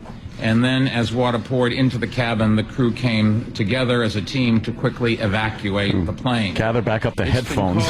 Exactly. Fuckers. And demand drinking snack money. There is no miracle without the years of experience and training. Shitty non-pillow givers. Right to my right. Assholes. Air passengers everywhere have been reminded, They decided to put their dicks in the passengers to fuck them even more than they already had. No pillows or blankets and freezing water. Keep us safe. and I think they demonstrated that they do. Right. Ladies and gentlemen, on behalf of all New Yorkers, I want to thank you. Thank you for saving so many lives. Thank you for sparing our city and so many families from an awful tragedy. And thank you for renewing our faith in the strength of human spirit. That's right. You've reminded us. It's not the airline why industry, that which we apparently can do anything can't if we fucking put our fly over minds to it, birds. that we can achieve the impossible. And for your unforgettable actions, it is now my pleasure to present each of you with a rare honor, the key to the city of New York. Everyone's given a fucking key. Exactly. As I call do your this every name, other week. First flight attendant, What do they do with Doreen these Walsh. keys, Ed? What did she do? Nothing. She probably panicked. Good dyke. Looks like a... She's awful. Guys, we're going to have plenty of time. Just relax, okay? Oh, excuse me, someone. Hey, she's It'd cranky. be funny if she pushed him out of the way and just said, I want to answer some questions, Mike. The fact that I look like Linda Tripp should not be an issue. Oh, fuck. Jesus Christ. She looks like that. Show the key, Fatso. He pretended to turn the key. Oh, my God. She looks like that actress that now looks like that. Terry Garr. Yes, thank you. Yeah, Wow. she looks like Terry Garr now. God damn. Terry Gargoyle. What a No. What did she do? Nothing. She didn't do shit. She acted as the landing gear with her face. She made the shitty announcement about how many miles they'll be earning, and they quickly changed it to 6 as they were going into the drink. She probably shit in her panties. She gets a key, all right. All right, how big's the flight Move crew, on Mike? with it. Mike, let's go. He had one key. Let them fight over it. Funny. She knows she didn't do anything. Of course she didn't. She just knows Exactly. Just like, eh. She's awful. She's not even a sexy stew. No, she's terrible. You were just along for the ride. Flight attendant Sheila Dale. All right, let's take a look at Sheila. Let's hopefully Sheila's got some fucking ability. Sheila. Oh. Oh, boy. Yeah. Looks like a tranny. What'd she do? Hi, I'm Sheila. Hi, Daddy. Right. That's right. Thank you for flying U.S. Airways. Please use the emergency exits located on either side of the aircraft, please. She was counting her neck ripples when the plane went down. Oh, shit. Yeah, what's up with that? Holy shit. She looks like Lieutenant Dan. Some attacker tried to slice her throat 30 times and miss. Her fucking dumb hairdo. Her nose is shaped like the key that the mayor just gave her. Yeah. Same fucking True. Look a little manly. I want her to give my asshole a buggering with that nose. Oh, Stephen S. Rebasher is explaining this. A fun fact. Stephen does this from time to time. The key to the city of New York fits the asshole of Ed Koch. So.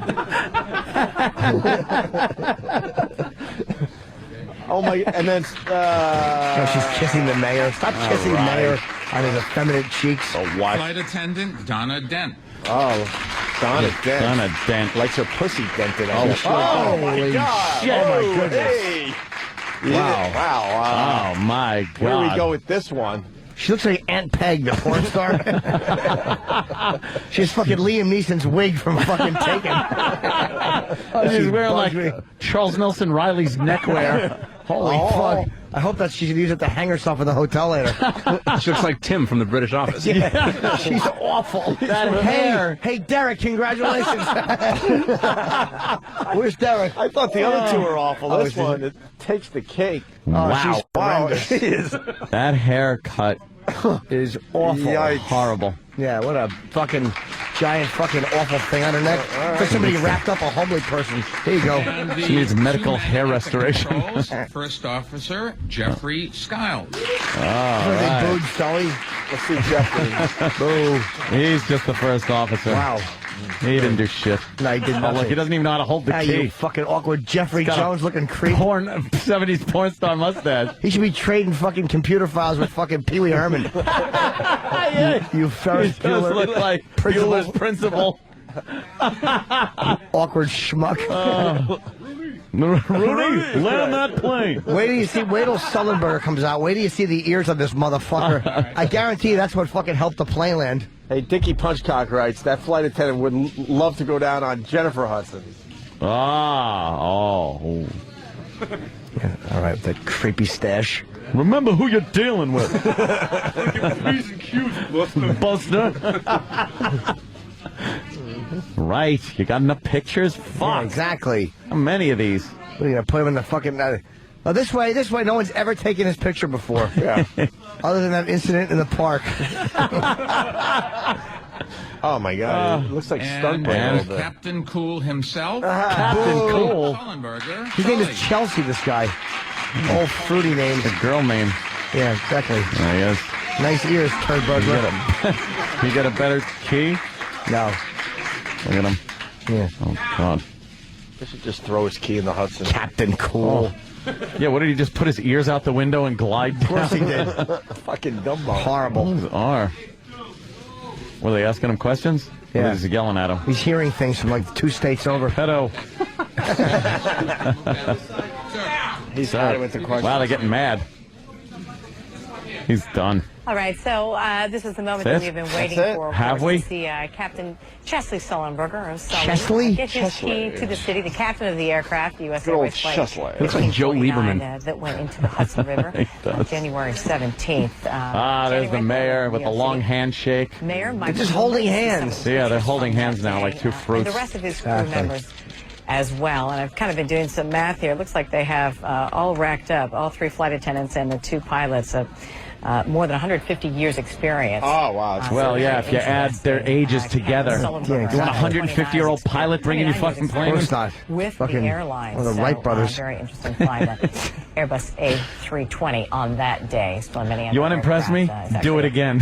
Exactly. There you go. With pigeons. Come on, Sully. Do it again. Chesley Sullenberger trying to make his way through a very loud and somewhat boisterous press there. Everybody trying to stay out of the way of each other for this nice shot. So once again, Mayor Michael Bloomberg handing over the key to New York City. I don't think he makes any joke. His jokes are the worst.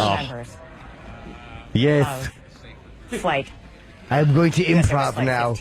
He's Captain Cool. All right, tonight, CNN Tuesday night. Captain Cool. What a dumb thing to fucking call him. He's going to be on Larry King. Roll fucking tape. That's going to be some good shit. Let's say hi to Josh in Cleveland. Josh? The key to the city. Open every door in the city. Comment, please. Josh. Morning, boys. Hey, Josh. Hey, I was wondering if you guys saw this video of Chris Jericho punching some girl in the face after a WWE event. I just saw it for the first time. It's pretty ridiculous. Well, we got Sam in here. Maybe we should do a little wrestling update because, Vince McMahon got hurt again. Yeah. And you got Chris Jericho punching some fan in the face. What's that about? Well, there's a whole bunch of stories going back and forth about, first they said that this girl's boyfriend, lunged at Jericho to, hit him. And then Jericho just started swinging, and this girl lunged at him, so he swung at her, too, and punched her in the face. But how did he get in a position that he's punching the fans? It was after the show, and so they're driving out of the arena. Oh, this is not fake wrestling shit? No. Oh. This is, yeah. Then why the fuck are you telling us this? I know. I'm here to, But, so they're driving out of the arena, and the traffic gets stuck, and there's all these fans circling the cars. So he gets out of the car to take pictures because they're not moving anyway. And then since Jericho's playing the whole heel thing... And you ready to go home? Listen, you asked here... I am. Yeah. Where's the punch? Huh? Who fucking held this stupid camera phone? You suck. I know, Michael J. Fox. You ruined your fucking moment. You totally ruined the fucking moment. But our pal Chris Jericho, man, he's all over the place today. If you were able to fucking stand still, put your arm in the air, and just hold the camera steady... So Chris Jericho's a bad guy. He's leaving a wrestling event. They start fucking with him a little bit for real? Yeah. And then did a fan actually charge him? Yeah, that's what they're saying. They charge him and spit on him and stuff. And now he's taking on everybody. Right, because then one guy swings at him, he swings back, so then all of a sudden people are swinging at him, and so he's just trying to clear everyone out because security's not doing a good job. And now they're saying he punched and spit, allegedly, on him. Oh, boy. So, all right. Fired. Well, I could have got a beating. You think they'll fire Jericho? Yeah. Why would they fire him? They won't fire him. No. He's too big, gang. I could have got my ass kicked. Yeah, you could have. He would have went. How's Vince? Vince is off TV again. What happened, Sam? Well, very, very serious concussion, they said. Very serious concussion. Didn't he just come back from the last fake injury? Well, I don't know if it was fake. It was a Botox injury. Yeah, yeah. What's up with all these fake injuries that... Well, I don't know anything about fake injuries, but I do know that he was punted in the head by Randy Orton, which resulted in very serious concussion and neck injury. Very serious. And how long is he going to be out this time? Who knows? They would have fired Randy Orton, but then he came on TV and announced that he had IED, which is a disorder